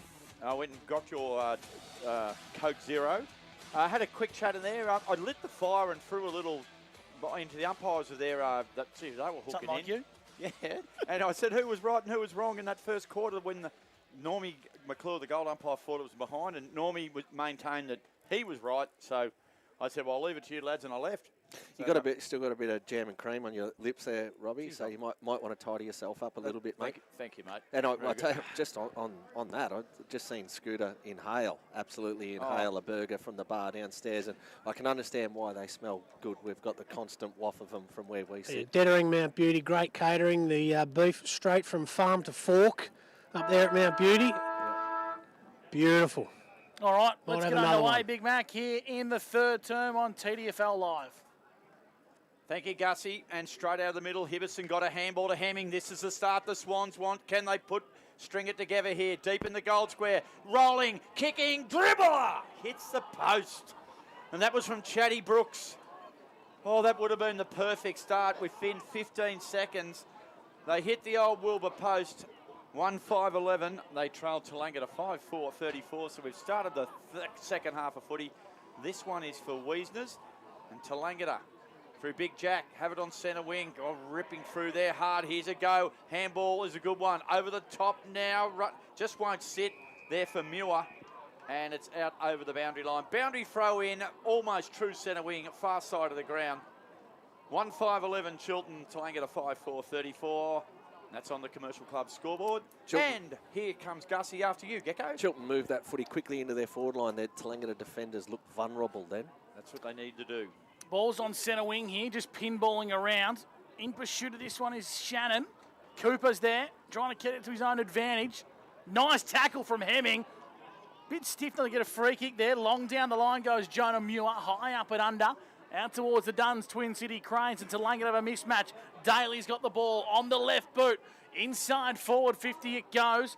In pursuit of this one, trying to keep it alive was Crichton. And he sees it across the chalk for a restart, Gecko. We're not really seeing any changes to Chiltern's forward line. Off air we spoke with some hope that they might have changed some things up drastically, but yeah, we've still got McGee, O'Hara and Ashton Brooks in their forward line. Mick Williams took it from the ruck, torpedo punt long down the wing. Chiltern in a 2-on-2, but Tallangatta are going to prevail here, but the ball spills out the back. Here's Hemming, heard the voice coming, finds a teammate running in Flynn Burns. Burns inside 50, impacting was Brooks. Ball's in dispute. The kick inside 50 wasn't great, but Chiltern should get a stoppage, and they do. We'll ball it up 40 metres from goal. Speaking of matchups, boys, Gussie, you got your wish, Connor McDowell and O'Hara. Indeed it is. Gus. So they need to score here. Send an invoice. He's got a bit of a head wobble. Here we go, running onto it, Betty Jones, handball over the top to O'Hara. It wouldn't sit for him. Oh, was he tackled without the footy? That'll test the shoulder. Hurt again. Whoa. He's going to be hurt again. He's won a free kick. Can he take it? No, I think it's just a holding play, Robbie. I think it'll still be a ball up. I reckon he's got a free kick. Yeah, he's paid it. Oh, apologies, Robbie. Free kick, O'Hara. And if anything can fix an injury, it's a shot on goal. Yep. I can tell you that, lads. I've seen him come back from the dead. Lazarus. Easter Sunday morning sort of stuff, boys. Yeah. But he has got a genuine injury, Braden O'Hara. We know that. But this is the start they need. He'll be sore after he kicks it. Then he might collapse, but he needs to boot it. The great man comes in and kicks the goal. Just sneaks it in, does Braden O'Hara. Chiltern get the first of the second half. 2-5-17, trail Tallangatta 5-4-34, and all of a sudden, it's just 17 points. But you know what I've liked there? 3 quick ball entries, ball moving fast, runners, overlap, and it makes your defenders vulnerable. So all of a sudden, Dan Finnemore, Connor McDowell, they've looked a little bit nervous. But how's Gus's call? I want O'Hara on McDowell, and I have not seen Gus smile like how he's smiling right now. He has contacts within Chiltern. I can say that, Gecko. So we've got a ruck or an centre square infringement here. Gecko, did you catch that one? It looks like it's going Tallangatta's way. A lot of confusion here. They're trying to work. No one knows. It's Chiltern's ball. So Mick Williams is going to play on quickly. He heard the voice of a runner. It's going to be in the hands of Cooper. Cooper had Brooks overlapping on the hand pass. I reckon he's gone and changed jerseys at half time. Brooks just got the kick away. Hibberson was there. Got it to his own advantage. Brooks wants to have another crack at this one. O'Hara's lurking. Got to use the trusty left footer, but they go over the top. Cooper for the Swans. Shakes and bakes. Kicks inside 50. Dangerous ball. Intercepted and pinballs around. Nice smothered off the boot. Here's a go for O'Neill. Top of the goal square. Dribbling. Ooh. And now they concede it across. It's going to be a minor score. So the Swans have started the third term with a bit more spring in their step, Gecko. Nice 18 plays 34. Nice fast start here, Gussie. It's been really good. Yeah, it's got a bit of buzz about it. So afternoon tea settled. Healy from behind. Missed the chest mark. Oh, good work there. O'Connell spun through traffic. Kicks it long down the line inside forward 50. Walker lurks for Tallangatta. Tapped away from him. But nice work there. Off half-back was excellent work from young Paddy Wall. And it will be a boundary throw in. 55 metres around from the Tallangatta goal. Chiltern have got the first goal of the final term, and they've got a couple of points with it, Gus, so they've got the margin back to 16 points here. It's in the forward pocket. Tallangatta's first attacking raid in the third quarter. Off half-back. Nice work there by Gus Crichton. Here's a go. The speeds to Shannon. Intercepted beautifully by Brooks. Swings around now on the left foot. Burns it was, kicks it beauty, finds Harry O'Neill. He's got O'Hara wide. O'Hara, he might mark. Oh, great defensive work there from Tallangatta. They got a hand on it. It was aggressive stuff off half-back. O'Hara gathers, handball was good. Look away, here they come. Oh, good work by the Hoppers. They get themselves out of trouble. It comes to centre wing. What a spoil there from Shannon Scooter Fraser. Yeah, great one there. And the one up the other end was Shawnee Barron again in defence for Tallangatta. He's a ripper, isn't he, Scooter? Shawnee Barron. He's done that a couple of times Yeah, now. very brave for a little fella. This game's gone to a new level thanks to Wiesner's. Mick Williams showing some strength in the ruck, just fumbled at the crucial moment. Umpire's going to ball for another stoppage, Gecko. What a great start to this quarter. I really hope Chiltern can keep this up. This will make for a good game of footy. Just got to stay in top. Agreed. Yep, in range, Gussie. 100%. Here's a go. Handballing over the top was okay from Vandermeer. Mason under the pump. Just paddles it to his own advantage. Nice work from Hibberson in the contest. In pursuit, Vandermeer lost his footing. Does well to make a contest. Brock's got some space. Tackle was high. The tackle was high, and Brock's got it 55 from home. He's got to come back on his line. The umpire's got to bring him back on his line. Parsons in the pocket, got there. I reckon Chiltern might have been the beneficiary there of Brock gaining some real estate, Gecko. Yeah, I think so. Riley Brock, he's a mixture of Cameron Ling and Kevin Bartlett. In all the wrong departments, but he can play footy. He's sort of what Ryan Wallace used to look like. Yeah. Yep. So Kane Parsons in front of the President's marquee. He starts his approach from 20 metres out on the fence at the Pony Club end. This is a big kick for Tallangatta and Kane Parsons. Drop punt. Class! Pure class from Kane Parsons. You will not see a better display of drop punt kicking than Kane Parsons' shot on goal. 6-4-40 to 2-6-18. Tallangatta respond. What show is it, Scooter? The Paso show today. 2-2 and 1 out in the full though. I'd like to see him get on the positive side of the ledger with the goals. Paso on the boundary line in front of the crowd. He tends to straighten right up in that type of situation, and chest was out, real strut as he walked in, a bit of Dermot Brereton type entrance and put it through the sticks. And that pocket compared to the pocket down the other end, it's a similar kick, but for some reason it is a lot easier to execute from there. And there's a high tackle. I thought Brock might have been a bit lucky with that free kick down there earlier, guys. I thought he ducked into it. Fair into it, mate. Yeah, thank you very much, Scooter. O'Connell dishes the handball off now. And Tallangatta drive it deep into half forward. Paddy Walker couldn't hang on to it. Fraser stays in the contest. All tied to the boundary line, and that's where it ends up. Over it goes. So good bit of work off half back there by Harry Farrelly. He's been impressive today, and we've got a boundary throw in Gussie. Tallangatta into attack again. They lead by 22 points. Boundary throw in from the exact same spot as Parson just kicked one. Into attack for Tallangatta. Pony Club end. Mick Williams went to take it out of the ruck. Hibberson left it behind. Snapping on goal.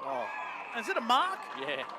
Gee, I tell you what, it only went about 5 metres, I reckon. Joey Ciccone bobs up 20 metres out directly in front.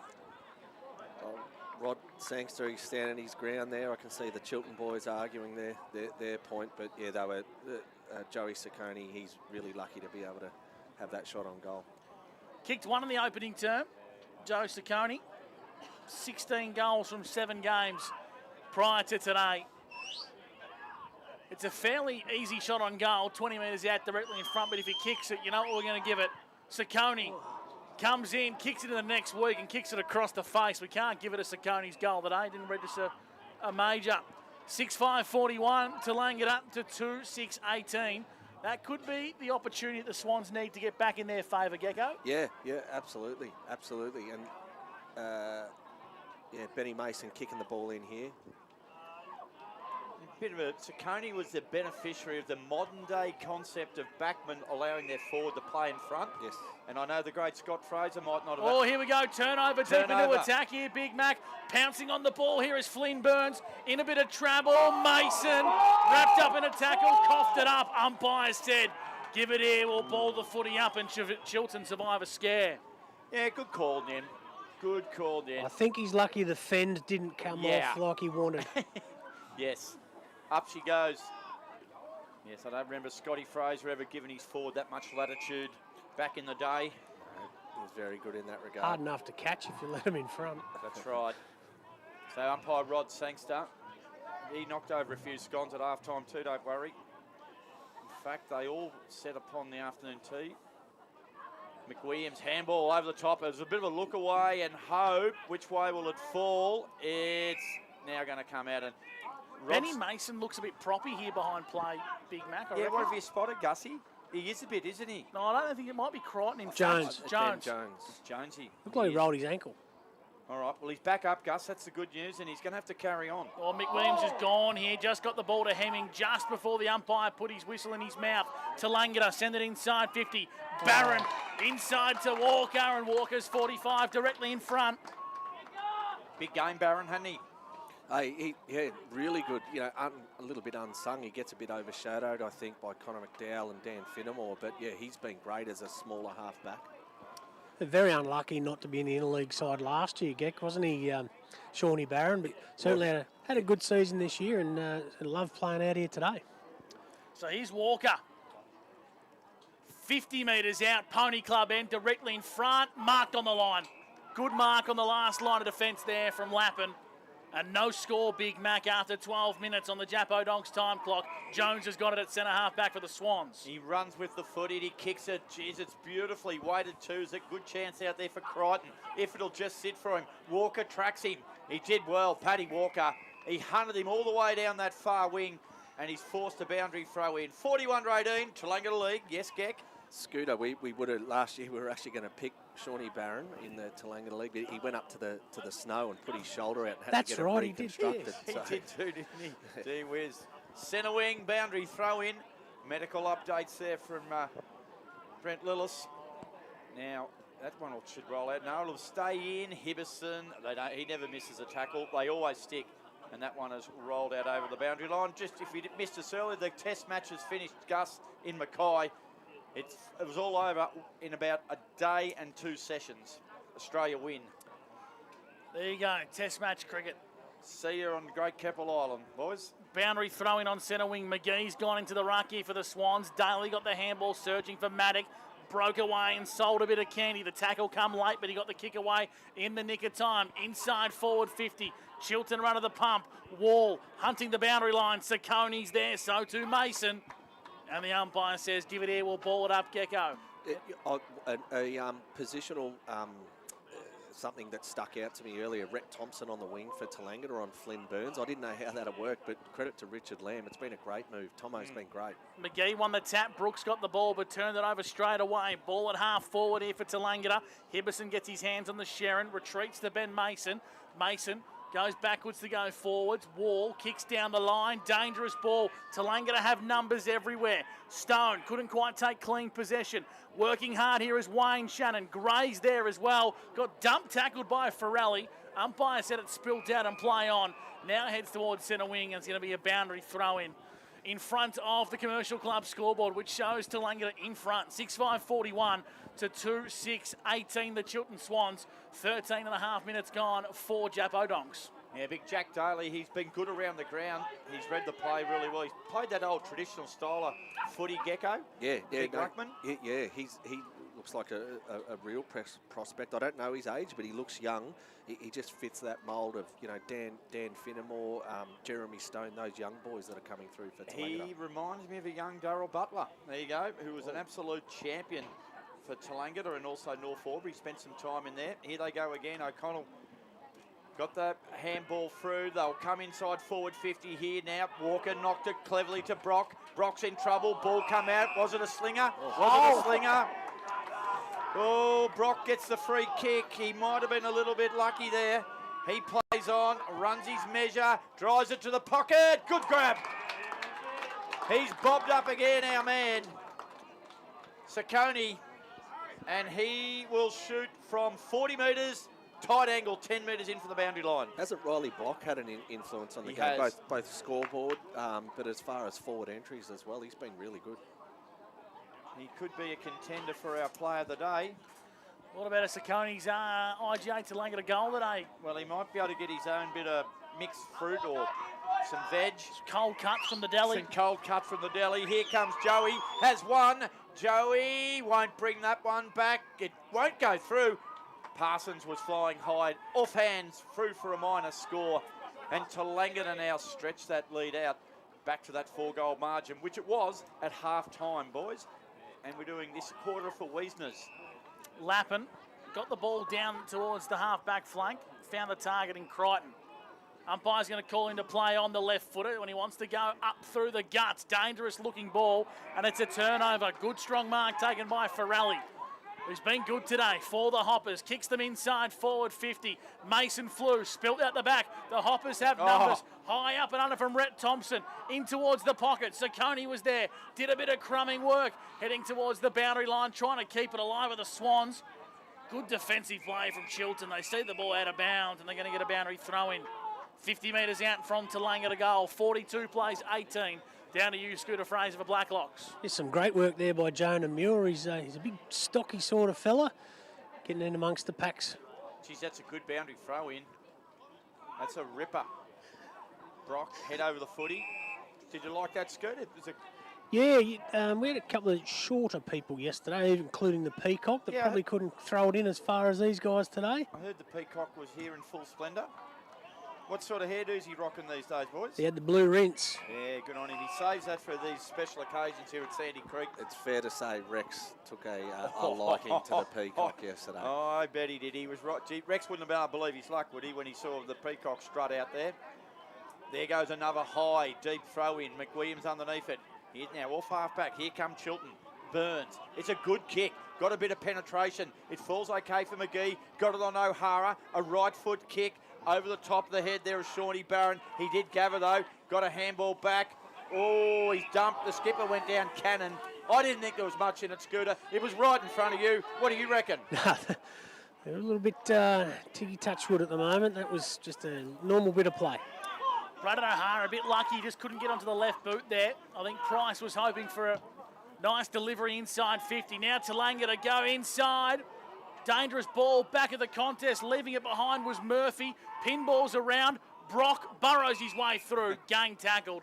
Umpire calls for a stoppage, Gecko. Gussie, your call with the Connor Braden thing earlier, I just seen, it's a deliberate one. I've seen Braden come from 100 metres away, pull Finn Gray away from Connor to take him. Here come the Swans. Jones lured his opponent in, got it back from Shannon. Shannon's going to get rid of it pretty quick. Handball's over the top, and it was a poor one. O'Hara got some defensive work to do. Shannon, unhappy with his handball, tries to assert some dominance into the game. Now here come Tallangatta. Barron up to half forward. Found the intended target. Rhett Thompson, 55, 60 metres from home. Wants to wait for the right option. He searches for Parson. Oh! Parsons! He flew high and took a great outdoors mark of the day, and Chiltern will fill every part of that one, Geck. Those two live out of each other's back pockets, Rhett Thompson and Parsons. I could see as soon as Tomo took that mark right in front of us here on the half-forward flank, he was just, his eyes were darting, looking for his big mate. They're hanging on by a thread here, Chiltern. Yeah, they are. Just Wall put himself in the right spot there. That was very, very brave. And I reckon Parsons, if the umpire had called play on, I would have thought it was a decent decision. He held it just for enough time. That was a mark every day of the week. Junction of the 50 in the boundary line in front of our broadcast positions. Parsons puts it across the face well and truly, and Mason sees it across, and that's a little bit unsportsmanlike. And Tallangatta might have a spot fire to attend to here. Chiltern aren't overly impressed with it. It's a minor score. Footy, not the fights. There you go, minor score. Well, there you go, Gus. It all happening here. Off half back. Here's a chance for Lappin. The mop-headed Lappin. Handball was good. Here comes Ashton Brooks. Has two bounces. Runs his full measure. Drives it to half forward. O'Hara sits underneath it. Waiting for the crumbs. They don't come that way. Well done. Great work by Barron. Got it back, and O'Connell takes a good mark. A half volley, centre wing. He'll chip it over the top. On offer there is Rhett Thompson. Drop what he might have taken. Clever little tap out to the side there to Harry Farrelly. He hit it over the top to Paddy Walker. Intercepted there by Shannon. Grabbed over the top by Gray. This is towards McWilliams with strength. He got through somehow. It's tight in here, Messi. Which way will it fall? It'll be a ball up eventually. It is. Umpire Rod Sangster says, give it to me, fellas. We'll have a ball up. We have gone, Gussie, almost 20 minutes in this quarter, and it's Tallangatta 43, lead Chiltern 18 on the Commercial Club scoreboard. So a ball up right in front of our broadcast position. Mick Williams took it out of the ruck, heard Hibberson, but the umpire got in the road. Ball's in dispute on the edge of the centre square. Hemming burrows his way through. Umpire says we'll ball it up. Gecko for Albury-Wodonga MG. That previous forward entry from Ashton Brooks, I know he was under the pump. Little bit of a lack of experience and game sense to kick it to Braden on top of his head. Braden was positioned well. He's struggling with his shoulder. Just had to be a little bit smarter with that delivery. Umpire throws the footy aloft. McWilliams just tried to push Daly out of the way. Got rid of it. Umpire said not in time. Free kick to Tallangatta. It's going to come in pretty quickly via Jordan Harding. He's a kick away from home. He sees Parsons. He kicks it into the hot spot. Flying at the back. Chucking this one is Cooper for the Swans. They're going to run out of D50 and go down the scoreboard side wing. Yeah, kick's okay too. Geez, been held on there, I reckon he was. Chatty Brooks. Advantage, Robbie. Now it might come. Now he's called play on. That'll work okay too, because McGee is marked for Chiltern. 65 out from goal. Goes short and he finds Murray Price. Price marks 45 out in that tight corner pocket. Well, they're going after it here, Robbie. What has happened here? Is there a mark? I thought he was paid the mark. 50 metre. 50. Oh, no. Oh, he reversed it. Oh, no, hang on. He might reverse it now. A Tallangatta bloke went arse over head. Scooter, what did you see? Yep, what is going to happen? A silly retaliation in the end of it. Should have been a shot at goal for Chiltern, but they've come back. Finnemore was the one, Robbie, that impacted the play and got the 50, and he'll breathe a sigh of relief there. Absolutely, because Murray Price had a 50. He was kicking from right in front on the goal line. That maybe was their chance. 25 points the margin. They're going to come again here now through Cooper. Back to Murray Price. And this time I think there'll be a little bit more decorum displayed. That's exactly how it pans out. Price's kick's okay. And he finds it's a Benny Jones. Yep. Jones too far out to score, I reckon. He goes short, puts a bit on it. Oh, up over the top was McGee. Couldn't quite hang on to it. And it's knocked out over the boundary line for a boundary throw in. Oh, so close. Hey, boys, Chiltern have got one in Jake Cooper across half-back, haven't they? He, really nice with the football. He rarely wastes the ball, but he looks so comfortable, ball in hand, having a bounce. Always, I suppose, the forgotten brother of Kyle Cooper for so many years, Jake. Good cricketer too, the Cooper boys. Boundary throwing deep into attack for Chiltern. McGee won the tap. I reckon that's a higher tackle on Daly. Umpire put the whistle away, and now we'll have a stoppage, a ball up. Deep into attack. They've simply got a score here, Chiltern. Only one goal after half-time from Braden O'Hara. 43 plays 18. We played 23 for Jap O'Donks in the third. McGee applies another strong tackle, and we're going to ball the footy up. Oh, no. No, holding the ball. Well, this could be their... I'm flabbergasted in that, Gecko. They have been red hot on free kicks today, the men in green. Yeah, and you always, when you look at the ground and when there's a whistle blown and both sides are confused, there's a lot of us sitting on the boundary line that are confused as well. So here's Kyle McGee having the shot on goal. He started the season with North Albury, and he just got back to Chiltern before the June 30 clearance deadline. His Swans so need this one. He's 35 metres out, slight angle, gap road end, right foot kick. McGee steps up and he puts it across the face for a minor score. The inaccurate Chiltern Swans continue the trend. 2-7-19 to 6-7-43. There's still a hope, but they need another one, Big Mac, on the Commercial Club scoreboard. I think they need one before the three-quarter time siren and to bring it back to a 3-goal margin. It currently sits at 24 points. And away you go to Tallangatta through McDowell. Goes to centre wing. Now Chiltern can pick it up. Hurried handball. How do you get rid of it? It's a call. Did he have the ball? It's going to come back. They were away there, Tallangatta. The free they were. kick. It's Benny Hewitt. He was off to the races. Here's Brock. He's a lively customer. Brock marks centre wing. Chipping kick. It doesn't go okay. It falls over the top of the head. And Gex man, young Jakey Cooper, he marks, kick. Oh, I don't know what he tried to do there. There was 4 Tallangatta blokes there. One of them eventually got it. Up over the top. Tackle was missed. Good work there by BJ Maddock. The pass is okay. And they're going to go back and have a shot on goal. I'm just trying to pick up who's got it there, lads. It's Kernoff. Thank you very much. Is that a jumper change, Big Mac? He has to indeed. Number 23 he's playing in today, not 19. Charlie Kernoff. It's an ugly looking spin, but it might be effective. Oh, Lappin just gets his hands on it and it cannons into the post. So Declan Kernoff. He's a big body midfielder, isn't he? Isn't he a big lad? Big strapping lad. Rush score, 25 points the margin now, Gussie. It's getting tricky for the Swans. Mason goes with a handball to Lappin, who's going to have to find a short pass. Oh, dropping an absolute dolly there was Murphy. If he could find a hole and jump in it, I reckon he'd be looking for one.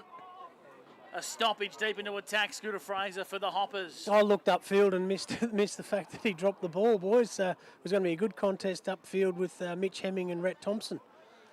26 minutes gone, third term for Jappo Donks and Wiesners. Mick Williams might be penalised for a block in the ruck. Yeah. And it's going to go the way of Muir. Talk us through that one, Gecko. Thanks to Game Traffic and Contracting. I didn't quite pick up on what it was, but I can see Mick Williams not happy with it at all. But Mad Dog Muir, he's going to have a shot directly in front of us here. Sorry, gone. Just having a look on the replay, not a great deal in it for mine. Nah. The umpiring has been extremely tiggy touchwood today. Mick not happy.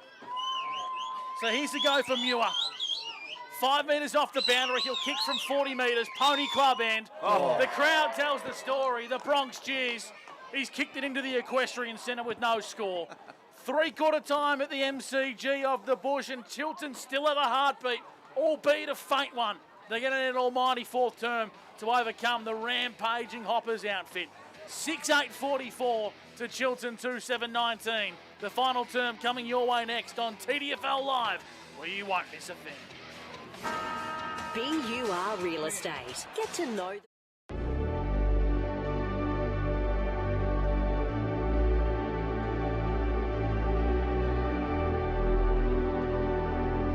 We'll help you get the job done. We'll make your job a smooth one. Dunn's Twin City Cranes. For your semis, riggers, spotters, cranes. Safety is our second name. You're looking pretty with Dunn's Twin City. No job's out of reach. Rig it, lift it, move it, shift it. No fuss, talk to us. We'll help you get the job done. We'll make your job a smooth one. Dunn's Twin City Cranes. Introducing the new King G Extreme Guard safety footwear range. Boots engineered by workwear leaders for the toughest terrains. From mining to construction, electrical, oil and gas. Any demanding job. Built for the men and women working the longest shifts in the harshest conditions. Industry-leading innovation and technology meets safety and comfort with King G Extreme Guard. Conquer with confidence. King G, you wear the crown. Country leagues in general, they're great for communities. It's just so good for the kids that they've got something to focus on, you know. They keeps them active, training, playing. It's just massive. You can't put a price on it.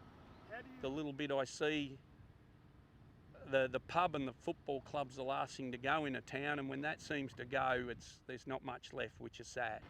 You know, I've been involved with the TDFL for 11 years now via Barnawatha.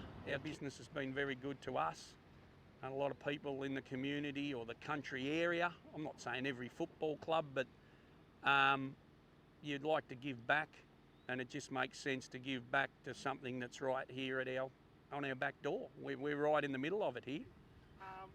I'd like to think Barnawatha, they had a good crack last year, the boys.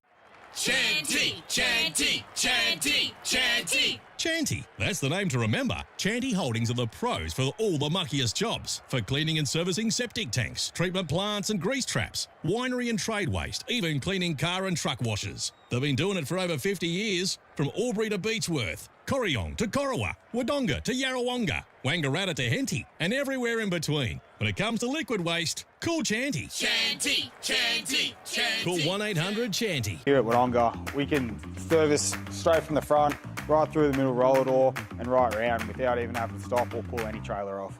Yeah, no reversing at all. It's just in your truck. You don't even have to get out. Well, this is the Wodonga Truck and Ag Centre. We built this and we've been going for over 3 years now. And we basically needed a bigger premises to deal with just our bigger clients who do all the commercial work.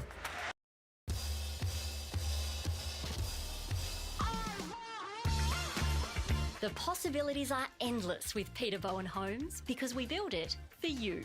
Open the door to your new home with Peter Bowen Homes. I'm Sam Rowe. Albury Fabrication and Maintenance is our business. We sponsor the under-17s Tallangatta League. Main focus is the business is structural steel fabrication and erection, but on top of that we also have a maintenance division that does transport, general maintenance and all general fabrication really. The main reason we're with the TDFL is it's a good local country competition. We believe it's the heart and soul of country. I'm from a small town. I realise how important they are. They bring the communities together.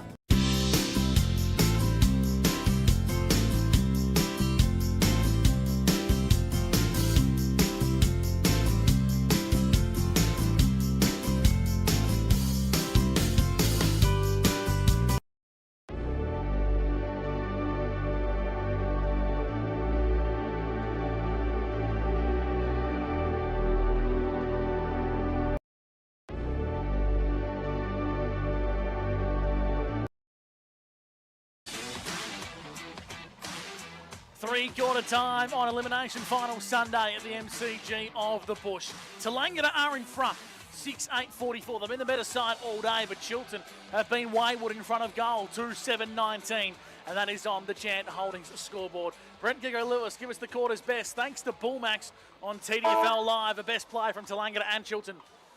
From a Tallangatta perspective, I loved Jeremy Stone that quarter. I thought he won a lot of footy for his outside players, and guys like Rhett Thompson were able to get on the end of that. I thought Tomo was great.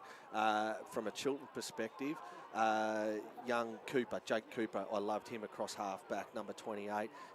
He's a real find, and I know he's not new to the game or anything like that, but I just feel like he's taking his game to another level. Down to you, Scooter. What was the message at both camps at three-quarter time? Elimination Final Sunday. Richard Lamb, very, very buoyant about his forwards, getting up and about and leading a hell of a lot. He said he really liked that movement, and it's been on their board all day, written on the whiteboard. Steve Owen, very quiet in his in that possibly the last delivery of a speech for the year, but they're pretty confident. Malcolm McWilliams was the main speaker at the very start of the huddle there, and just said we're this close, need the first couple, which is pretty obvious, but they still believe the Swans, and they'll have to show it pretty quickly. Certainly are still a sniff, I reckon, the Swans. And I reckon, would it be fair to say they're kicking to the Pony Club end? Sort of feels a bit more like the scoring Probably, end. yep. Hey, Gussie, speaking of the Swans, boys, around the grounds for Atura Albury, Sydney Swans, 59, lead North Melbourne 21. So those players playing for the Swannies today, they are sending a bit of a message there. It's hard to know what to expect out of them today, well, Robbie. They'll be galvanised, and the best message they can send to those dickheads who played up out at all hours is go and win a premiership, and that will hurt them for the rest of their life. Here we go, the final term on TDFL Live with Robbie McKinlay. Here we go. That's a very elongated whistle to start the play from umpire Rod Sangster. He'll eventually ping it up in the air. There we go. Big Jack, he's been good in the ruck today. Him and McWilliams have had a great old stoush. I've been very impressed by the youngster, Jack Daly. What age is he, Scoot? Jack Daly? He's just doing a bit of a microphone swap over there, Big Mac. No worries. What do you reckon, Geck? Throw a dart? 21, 22, yep. I reckon. Yeah, no, he's been good. Young developing ruckman. And McWilliams always has a crack. He's no doubt about it. He's probably barely 6 foot.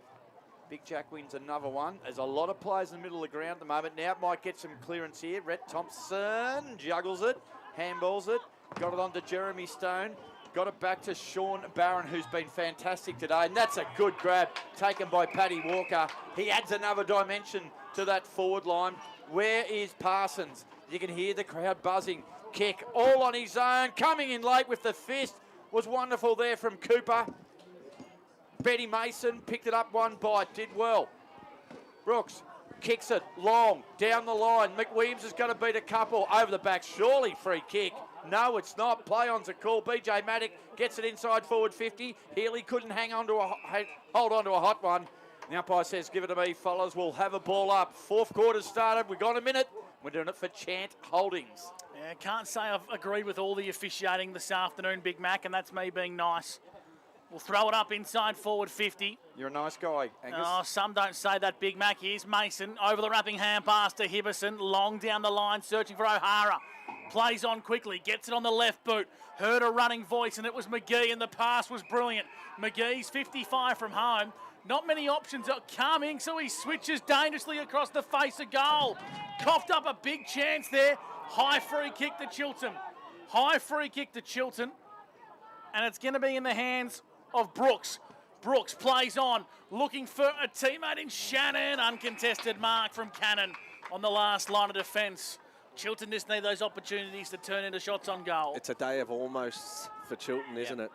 And Gecko, I reckon I can almost read your mind the next. How good have these been defenders for Tallangatta today? Yeah, it's been the difference, really, hasn't it? A little bit unheralded, some of them, but gee, they've stood up today. Here's Hewitt. Hewitt, a tumbler to centre wing. The third man in line almost grabbed it was Mitchie Hemmings. Ball goes out the back to Harry O'Neill. Harry O'Neill showed a little bit of candy. Kick's going to be good. It's not. And there he is. This fella here, he's been outstanding. Sean Barron finds BJ Maddock. They've got, look at the guy running on the outside here. The well-weighted kick is magnificent. Finnemore will pick it up on the second bounce. Run around his opponent. Straightens up. Drives long. On the lead. Lappin leads. Over the back. They brought the ball to ground. Have they got the crummers? No, they haven't. Not at this stage. Lappin works overtime and they will lock it down for a ball up. Gee, that was quick movement of the football. Tallangatta lead 44-19. The rebound from Dan Finnemore across half-back. That was a 70-80 metre run to give his teammate an option. Former Murray Bush Ranger, juniors at Wodonga Bulldogs, and then most recently Lavy. Geez, he looked good there. Hemming tries to keep the ball alive. Boundary line's where it goes once again for another restart. Do we have Scooter Fraser back? Oh, I'm just still in awe of Sean Barron's run off the and efforts off the half-back line here, boys. They've got the big names with McDowell and Finnemore, but geez, what an effort from a smaller backman. He's your man, isn't he, Scoot? Mick Williams bombing it long from the ruck contest. It lands inside the field of play. McGee went over the top. He found Cooper, who retreats via hand back to Brooks. Breaks around one, bites off a lot of the cherry and then attacks through the corridor. I don't mind it. The Swans are going to roll the dice. Mason impacted the play, but it now breaks for Stone. Stone inside 50 for Tallangatta. Intercept marked by Crichton. He's taken a few of those today on the last line of defence for the Swans. Yeah, and who did the spoil before, boys? Sean Barron. Yeah, he might have just landed a little bit awkwardly too. He's just a little bit ginger, but I think he'll be okay. Oh, that's an ugly looking bounce. It worked out okay. Lappin got a hot handball inside. Benny Mason wasn't expecting it. Now it comes back to Burns. Burns for Chiltern, chips it. Big play coming up here. Hibberson's tap just had a little bit too much heat on it. He got it back. He handleballed it back. O'Neill goes short. Bang! Shannon marks. The veteran, Wayne Shannon, he kicked their first goal. Can he kick their third goal and give them something? They desperately need it. It's sort of now or never. They're going to quickly run out of time. Elvis Presley wrote a song, Now or Never, and I won't sing it. Here's Wayne Shannon. Drop punt on the way. He's hooked it. Can you do a few lines for a Scooter? It's now or never. That'll No, do. actually, someone just grabbed the microphone. That wasn't me. Someone sang Elvis Presley as well yesterday. They did. Did they? In the Gecko. Yeah. What's happened here, boys? Inside the 18. Oh, right. That's Tiggy. This bloke's watching a bit too much TV, that umpire. Nah, as a neutral, the umpiring has been ordinary both ways. I've just twigged right now what Rex was singing. It took me to now to work out what he was singing. Inside 50, mark has been taken. It's Walker and Big Pat. This could probably make it out of reach for Chiltern. If he kicks this one, the margin will be 30 points. 40 metres out directly in front. Gecko. Another day of almost. You know, Shannon should have kicked that. Realistically, comes down the other end, turnover, and Walker's he's in a great position to kick this here. Been good today, has Walker. Kicked one in the opening term. Been the link-up forward at centre-half forward. Tallangatta have been screaming out for all day. Walker, not great connection across the face. They need a mark. Parsons attacked it. Got his own crumbing. Wants to snap across his body. Kane passed it to bring the house down. Cicconi's IGA goal today from Kane Parsons. He has kicked 3, and that could be all over Red Rover. Yeah, the big fella. Geez, he crumbed his own ball there, and you know, you don't have. There's not too many 6'2", 3 big men in the Tallangatta League that have the ability to turn on a dime like that and put it over their shoulder. Well done, Parso. Sensei. What was that sort of action you described that as, Scoot? Oh, mate, there's the stat there. How many games has Parsons kicked 3 or more, and they win? Just proof he's a great leader of them. Cicconi's IGA goal of the day contender. It is right up there. It has my current vote. Benny Mason gathered it, slipped a handball back there to Burns. His kick's not a good one. Oh, there's a high tackle. Ducking under that was Benny Hewitt. And umpire's holding the ball. Holding the ball. Free kick's going to go the way of Jake Cooper. True centre wing in front of the scoreboard. McWilliams takes a good mark. He wants to play on. He does play on. He chips it over the top to Brooks. And it's not Brooks. It is Brooks. It's Chatty. And he's going to kick this. He's got to kick it. Chad Brooks from downtown. Goes long. Goes straight. He's nailed it.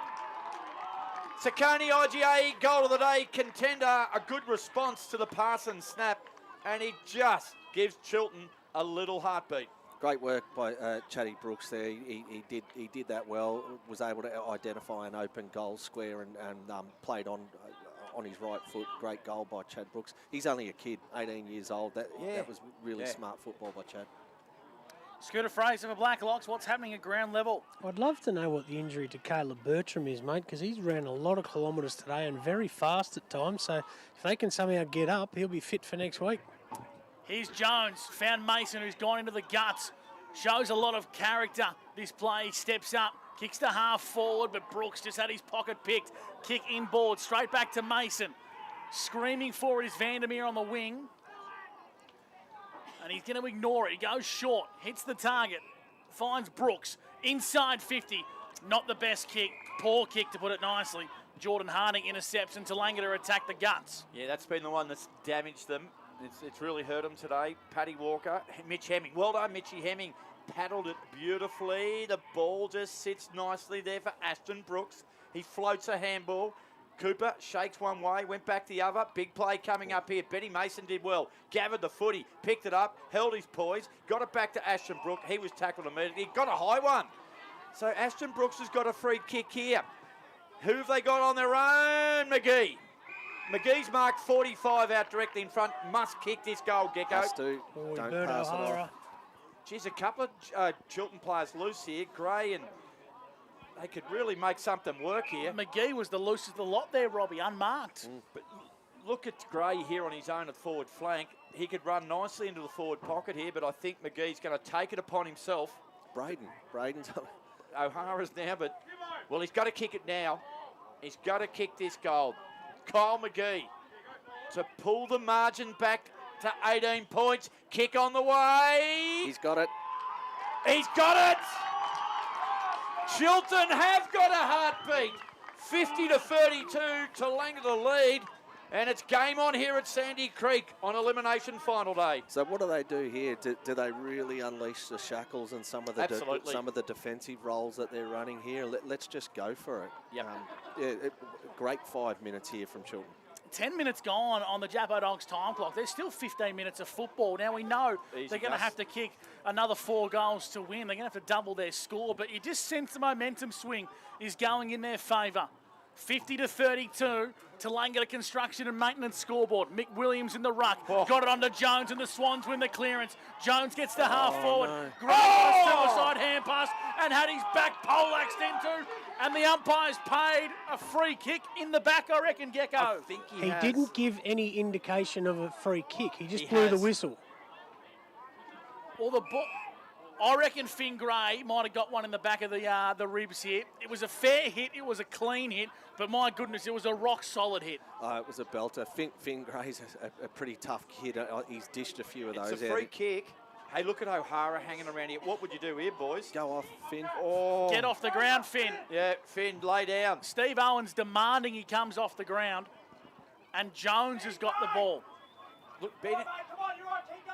They've got to have some awareness here, Tallangatta. They cannot afford O'Hara, who's still on his own. Oh, this is set up for Braden O'Hara. Oh, Ashton, get out of the way. Brooksy, you've got to get out of here. Go, Brooksy. How's the smarts of Braden to pick up the football there? So it's going to be Jones from 55 metres. In he comes, gets to 50, kicks on goal, looks to be across the face, minus score. 11 and a half minutes gone, 50-33. Tallangatta defending an elimination final Saturday. All thanks to Tallangatta Construction and Maintenance. They've got it at fullback. They did that well, Tallangatta. They got out of that okay. Here we go, McDowell. Oh, what a kick. He has put 65 metres on that. Healy marks it almost in the centre of the ground. It came free. The ball spilled out. The ball's starting to fall Chiltern's way here. Good intercept tackle there. Ashton Brooks is going to be clever here. He did. He paddled to McWilliams. He got one high. They might play an advantage here. Keep running onto it, young fella. No, I think they've paid a 50, Robbie. And down the ground, it was the Chiltern bloke who kicked it. McWilliams kicked it. He got the free kick, and he's one that kicked it, Scooter Fraser, I reckon. Yeah, I don't know why the downfield. It was either a free kick. Yeah, they've brought it back now to where the ball bounced. Well, Gussie's having a bit of McWilliams was the bloke who got the ball going forward, but he was ragdolled after he kicked it, Robbie, which might have been what the men in green saw. Now, the free kick's going to be in McWilliams' hand from 25 metres out. He is. It is Gussie. It's come a long way down. He'll probably kick it from 30. He's directly in front. He's been tireless in the ruck today. He runs in, deliberate approach, kick on the way. He's got it. He's got it! 11 points is the margin. Nicker is pumped up. Sandy Creek's alive. The game's alive. Game on here. It is. This is exciting. All of a sudden, Chiltern have got a burst of energy, and the intensity across the ground, right across the ground, is lifted. So it took a long while to build, but here we go, boys. They've probably got 10 minutes to have a real roll of the dice here. They're going to have to do it without O'Hara, boys. While McWilliams was having that shot, he walked to the bench, shook his head, and said, I'm done. With the shoulder, Scooter, you reckon? Yep. His impact on the game has been limited with his shoulder complaint. 3 goals in 5 minutes, Gussie. Here's McGee in the guts. Hasn't Jones risen to the occasion? Umpire said he wasn't taken high. We'll ball it up in the guts once again. Down to you, Scooter, for Blacklocks. Yeah, it seems to be that's the way. They're getting it off to Benny Jones or Hebbo as they run through the centre break there. And hasn't Ben Jones and his partner in crime, Ben Mason, found a gear? In the middle of the ground, Vandermeer put his head over the football, but McGee got it forward for the Swans. It's a foot race towards the point of the centre square. Slipping over was Tallangatta. Brooks run down tackle. Oh, it's a great outdoors play of the day. A run-down tackle from BJ Maddock, Big Mac, and he looks to be a bit ginger in doing so. It was a goal saver, wasn't it? Yeah, it was. Ashton Brooks was away there. He was going to kick that. He did the right thing. Absolutely. Yeah. Maddock long down the line. Hemmings in the hole, lost his footing. McGee's got to stand up here and neutralise this contest. McDowell keeps it alive onto Daly. Daly kicks to half forward, and Ben Mason rises to the front of the contest and rebounds for the Swans. Kick's going to be good. It is spot on. Finds Jake Cooper. Centre field here at Sandy Creek. 11 points to Tallangatta lead. Hibberson's on his right. He decides to go down the line. Looking here for Chad Brooks. If it can sit for him, the boundary line's tight. And it is seen out over the boundary line. Between wing and half forward, Chiltern in an attack. They've kicked the last 3 goals of the game, and they've got the margin back to 11 points. It was out to 30 at one stage in this game. 15 minutes have gone on the Jappo Donks time clock. The momentum is with the Swans. Tallangatta had a stranglehold on it. In dispute at Chiltern's half forward. Stacks on the mill. Spills out the back of the contest. Cooper was held without it. Umpire said holding the ball. Free kick to Tallangatta, and breaking away is Kernoff. Long down the line. Impacting was Crichton, but he left it behind. Having a crack at this one is Murphy, and it's out of bounds for a boundary throw in. We played 15 and a half minutes here on the TCM scoreboard, and Tallangatta leads 7-8-50 to Chiltern 5-9-39, with the Swans kicking the last 3 goals of the final term. They've found a bit of finals footy in them, Gecko, the last 10 or 15 minutes. This full quarter, basically, Chiltern. Yeah, they have. It's a nice wave of momentum. And, Tallangatta, there's a question being asked of them here. And it does present a big challenge. It's 7 years since they've been in a final series, Tallangatta. That's it. Here we go. Brooks, Ashton. He's going to have to be brave here. He took a bounce. He kicks across the goal. Walls under pressure here. 2 Tallangatta blokes. Here's Parsons. Parsons has ball in hand. That spells trouble. On to Jeremy Stone. And he runs in. And he kicks a team IGA Saccone goal of the day contender, Jeremy Stone. Beautiful finish. But Scooter Fraser, it was your man who had the ball in his hands, Parsons, and he delivered. Geez, he went out for that ball like he really needed to, didn't he? That was just some sheer pace. Good poise to turn around and just pinpoint Jeremy Stone as the Hoppers get one of their most experienced players back on the ground. Rhett Thompson going over to that far wing on Luke Vandermeer. Gecko, what are your thoughts here? We've played 17 minutes, margin sits at 17. Your gut feel, my gut feel is that might burst the Chiltern bubble, and the game will play out. But my hope is that they get this clearance here. Is there one more twist in this tale? Absolutely, Gussie. 17 minutes gone. Quarters have been going a while. Mick Williams in the ruck. Just got nudged underneath the contest. Ball falls the way of Tallangatta. They go inside 50. High up and under. Well done, Wall. Got a fingertip there on Walker. Breaking away from this one is Hewitt. Snapping across his body. Top of the goal square. Well done, Lappin. He was at the front of the pack. Got to get rid of the ball, Finn. On to Brooks, and Brooks posed long. Oh, he did well, Lappin did real well. Brooks found Mason. Mason's kick was under pressure. Tallangatta have got numbers at the footy here. Running hard at it was the big fella. Gray, Rhett Thompson. He's made an impact in the last minute. Kicked the ball inside forward 50. Healy, Adam Healy takes them on. Impossible angle. Hits the post, or a player hit the post. It's had a fair old whack. Minor score. Margin goes to 18 points. Tallangatta lead 57-39, and we have gone almost 18 minutes here in the final term for Chant Holding. At fullback, Brooks for the Swans goes for Mick Williams, who's starting to look a bit tired, the big fella. He's been gallant and brave. Got his head over the football, knocked it forward, but it's all green and gold jumpers. Brooks intervenes for the Swans, and he kicks long up the line. Flynn Burns hot in pursuit. Boundary line might beat them to it. Out of bounds for a boundary throw in on centre wing. 18.5 minutes gone on the Japodongs time clock. 57 plays, 39. Tallangatta in front, Scooter. Bruising tackle by Rhett Thompson over there. The Chiltern bloke's only just got up. There's some tired players, not a lot of players getting around the Shannon. ball. Here's Rhett Thompson again. Handballed over the top. Brooks has got to be brave. He got one high. He'll get a free kick. Ashton Brooks goes to ground. He's at centre wing. Got a free kick, Geck. Yeah, I think the umpire probably got sucked into that one there, mate. Brooksy held up and had a look at him, and then the umpire blew the whistle. Around about 7 minutes remaining, we reckon, and the mark's taken here at halfback. So this will just steady the show here. Farrelly has it for Tallangatta. At halfback, they lead by 18 points. 18 minutes tick over. It'll probably go around 27 minutes of actual playing time.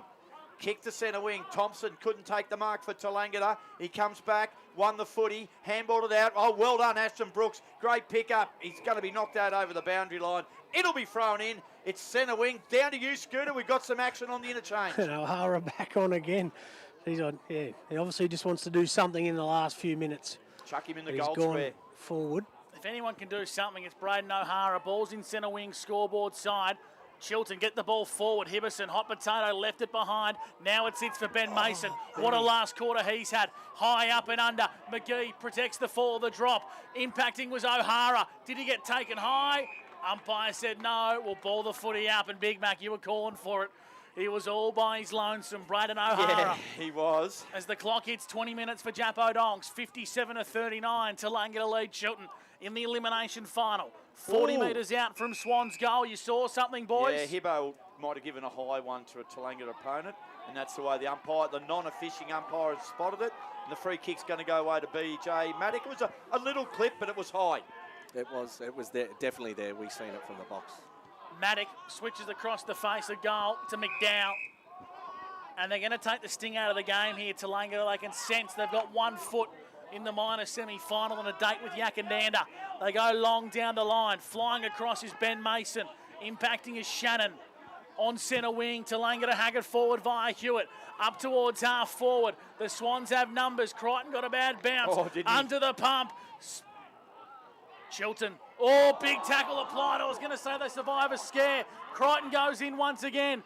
O'Neill got the ball onto Brooks. Brooks' left foot kick went about 2 metres. Crichton goes long down the line, and they got some work to do, O'Neill. Yeah, McDowell over the top. Oh, got a bad bounce. So did the O'Neill. Back to McDowell. McDowell with a little banana bender. Finds BJ Maddock. He showed a bit of candy. He played on. He kicks in a hurry. He goes long to Tallangatta mark. I think it's Adam Healy. Oh, it could be reversed here, Big Mac. Tallangatta got a bit of a dust-up on the wing here. Brooks is involved. There is a good old dust-up going on the wing here. It is getting fair dinkum here. Scooter, go down to you. Yep, there's just everyone in there. Ashton Brooks was running past, and I could only assume he was giving a bit of lip. Tallangatta I can't understand the other umpires haven't gone over. Rod Sangster's gone in to separate. Well, here comes the shot, Big Mac All right, from Healy. Adam Healy to seal the It's game, and this will stir over. him up. This will stir him up a bit. Tallangatta are home, I reckon. Healy nails the goal. The fracas is finished, and I reckon the game might be now. The Hoppers get the big one they needed, and they lead it now by 24 points. Adam Healy, cool as a cucumber. So add an injury to the insult, boys. Before that ball happened, Benny Mason came off, and I would say he'd have a broken hand. There is a fair lump on his right wrist, and he is in a lot of pain. He's been outstanding for the Swans today. Best of field for mine, Gecko, Ben Mason. Yep, absolutely. No, he's been great, and his little partner in crime, Jake Cooper. It's his little protege. I reckon he's been great. But I agree with Scooter. I've seen that, and he looks really, really sore. I reckon he'll go back on the ground. He's one tough bastard, Benny Mason.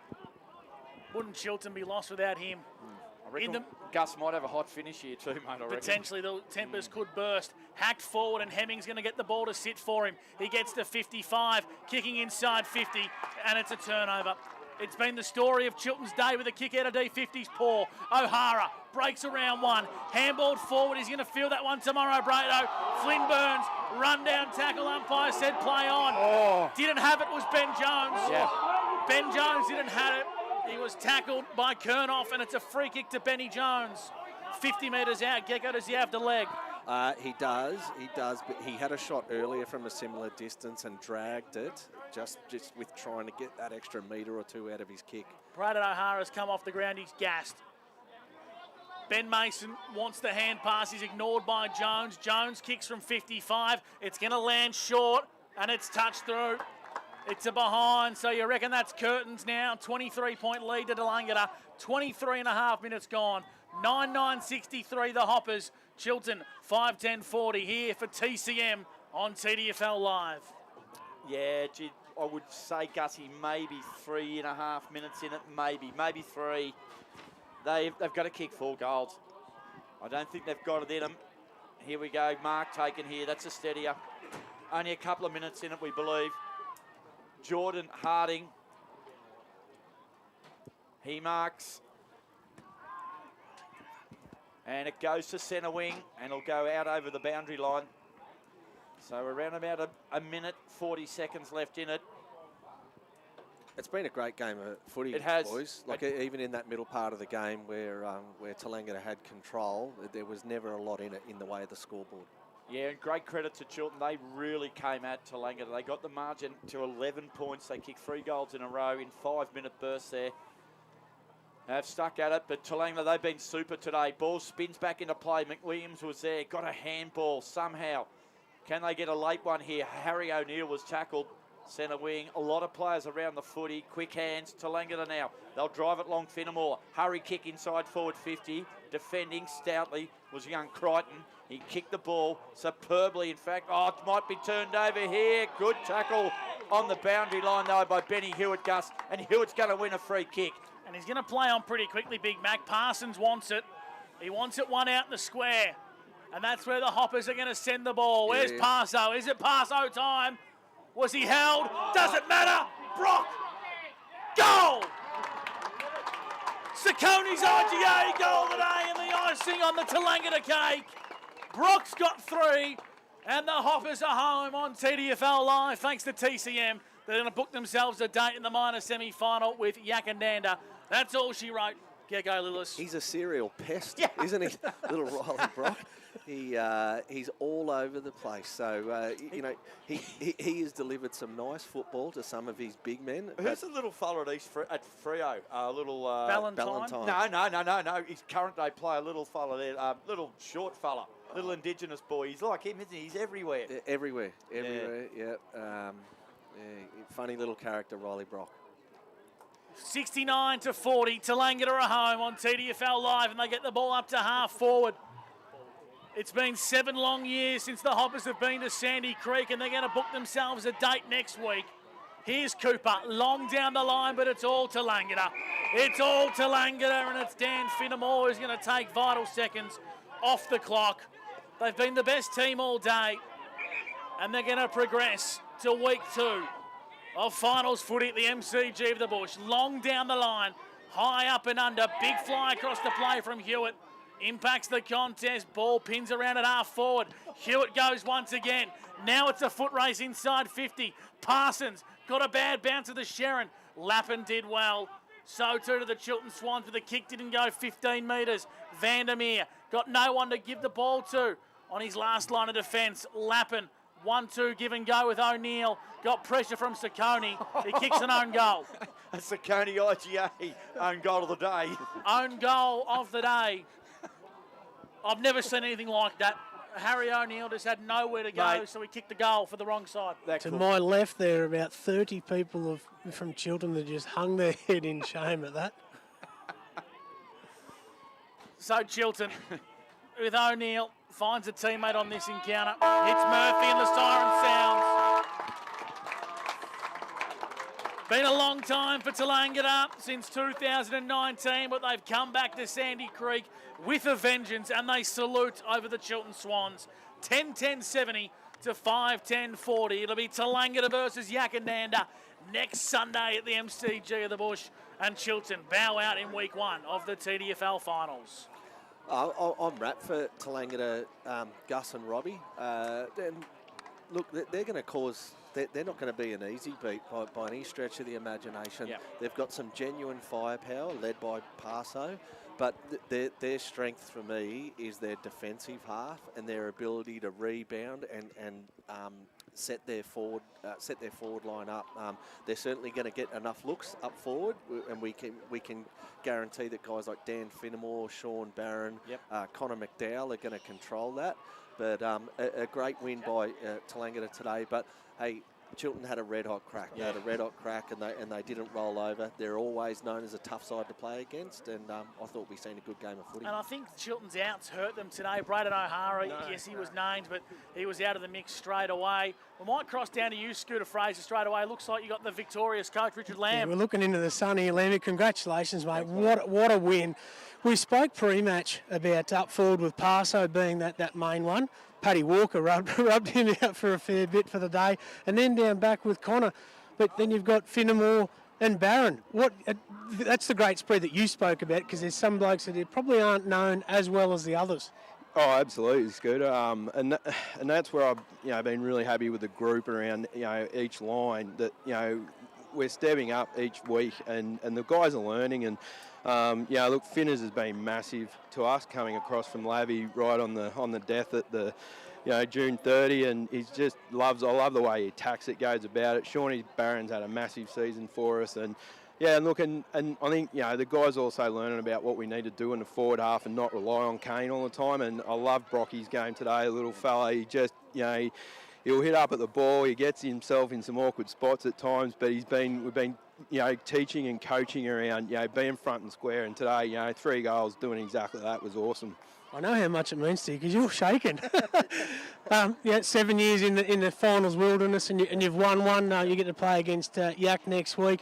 Benny Hewitt, 3-on-1, last couple of minutes. The game's over, but still put his body on the line, hit his head on the deck. Oh, look, he's another one.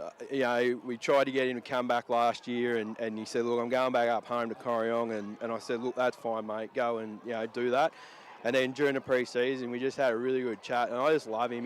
His intensity and effort at the footy is second to none, and he's been enormous. Had a great year this year too, so I love the way he goes about it.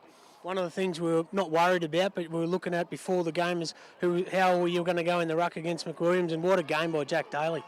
Yeah, look, Jack's learning. He's only a kid, and he's learning what it's all about. And and that's what I love. We've got this group of 18, 19, 20-year-olds that just and they haven't been around culture that's. They just want to win, and they just want to play their best footy. And McWilliams was great today, I thought, too. He did a lot of bullkicking, and Jack's just got to learn around that piece when you're rucking against those big boys. Toughest position on the wing today for Chiltern was Luke Vandermeer.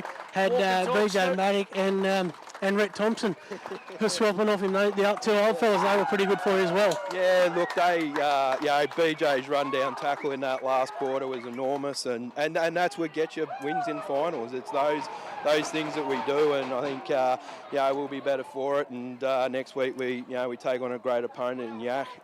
Get in there and sing the song, mate. You get in there too, Scoot. We'll get our player of the day after the song. But I tell you what, after 7 years in the finals, Wilderness, Tallangatta will sing this one loud and proud, 10-10-70 to 5-10-40. And the Hoppers will progress to Yakananda in the minor semi-final next week on TDFL Live.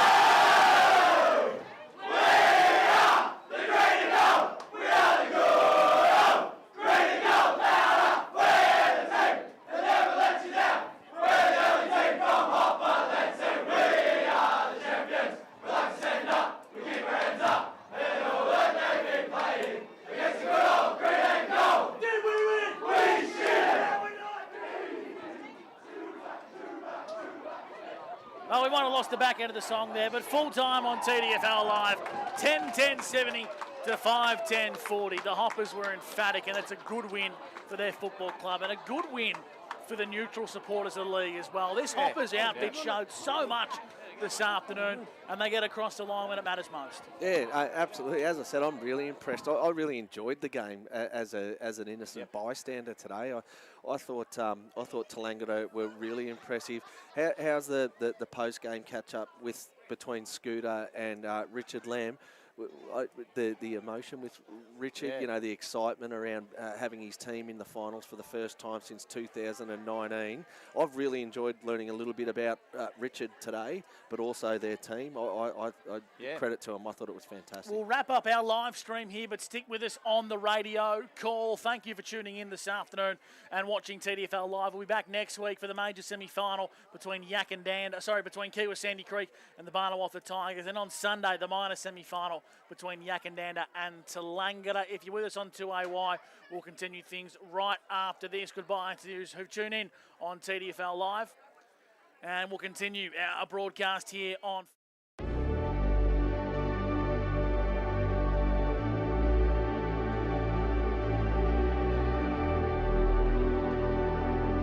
We'll help you get the job done. We'll make your job a smooth one. Dunn's Twin City Cranes. For your semis, riggers, spotters, cranes. Safety is our second name. You're looking pretty with Dunn's Twin City. No job's out of reach. Rig it, lift it, move it, shift it. No fuss, talk to us. We'll help you get the job done. We'll make your job a smooth one. Dunn's Twin City Cranes. Introducing the new King G Extreme Guard safety footwear range. Boots engineered by workwear leaders for the toughest terrains. From mining to construction, electrical, oil and gas. Any demanding job. Built for the men and women working the longest shifts in the harshest conditions. Industry-leading innovation and technology meets safety and comfort with King G Extreme Guard. Conquer with confidence. King G, you wear the crown. Country leagues in general, they're great for communities. It's just so good for the kids that they've got something to focus on, you know. They keeps them active, training, playing. It's just massive. You can't put a price on it.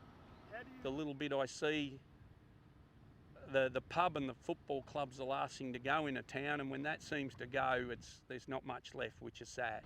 You know, I've been involved with the TDFL for 11 years now via Barnawatha. Our business has been very good to us and a lot of people in the community or the country area. I'm not saying every football club, but you'd like to give back, and it just makes sense to give back to something that's right here on our back door. We're right in the middle of it here. I'd like to think Barnawatha, they had a good crack last year, the boys.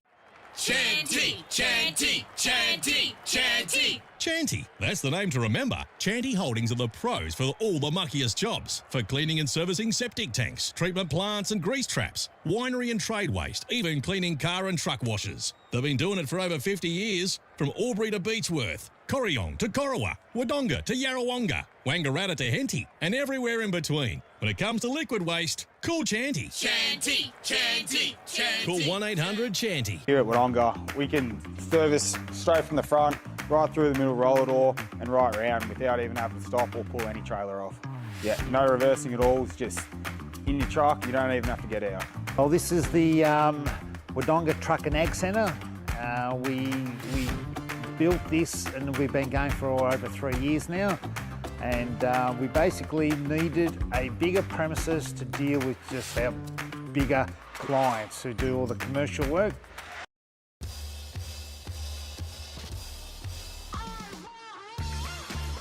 The possibilities are endless with Peter Bowen Homes because we build it for you. Open the door to your new home with Peter Bowen Homes. I'm Sam Rowe. Albury Fabrication and Maintenance is our business. We sponsor the under-17s Tallangatta League. Main focus of the business is structural steel fabrication and erection, but on top of that we also have a maintenance division that does transport, general maintenance and all general fabrication really. The main reason we're with the TDFL is it's a good local country competition. We believe it's the heart and soul of country. I'm from a small town. I realise how important they are. They bring the communities together.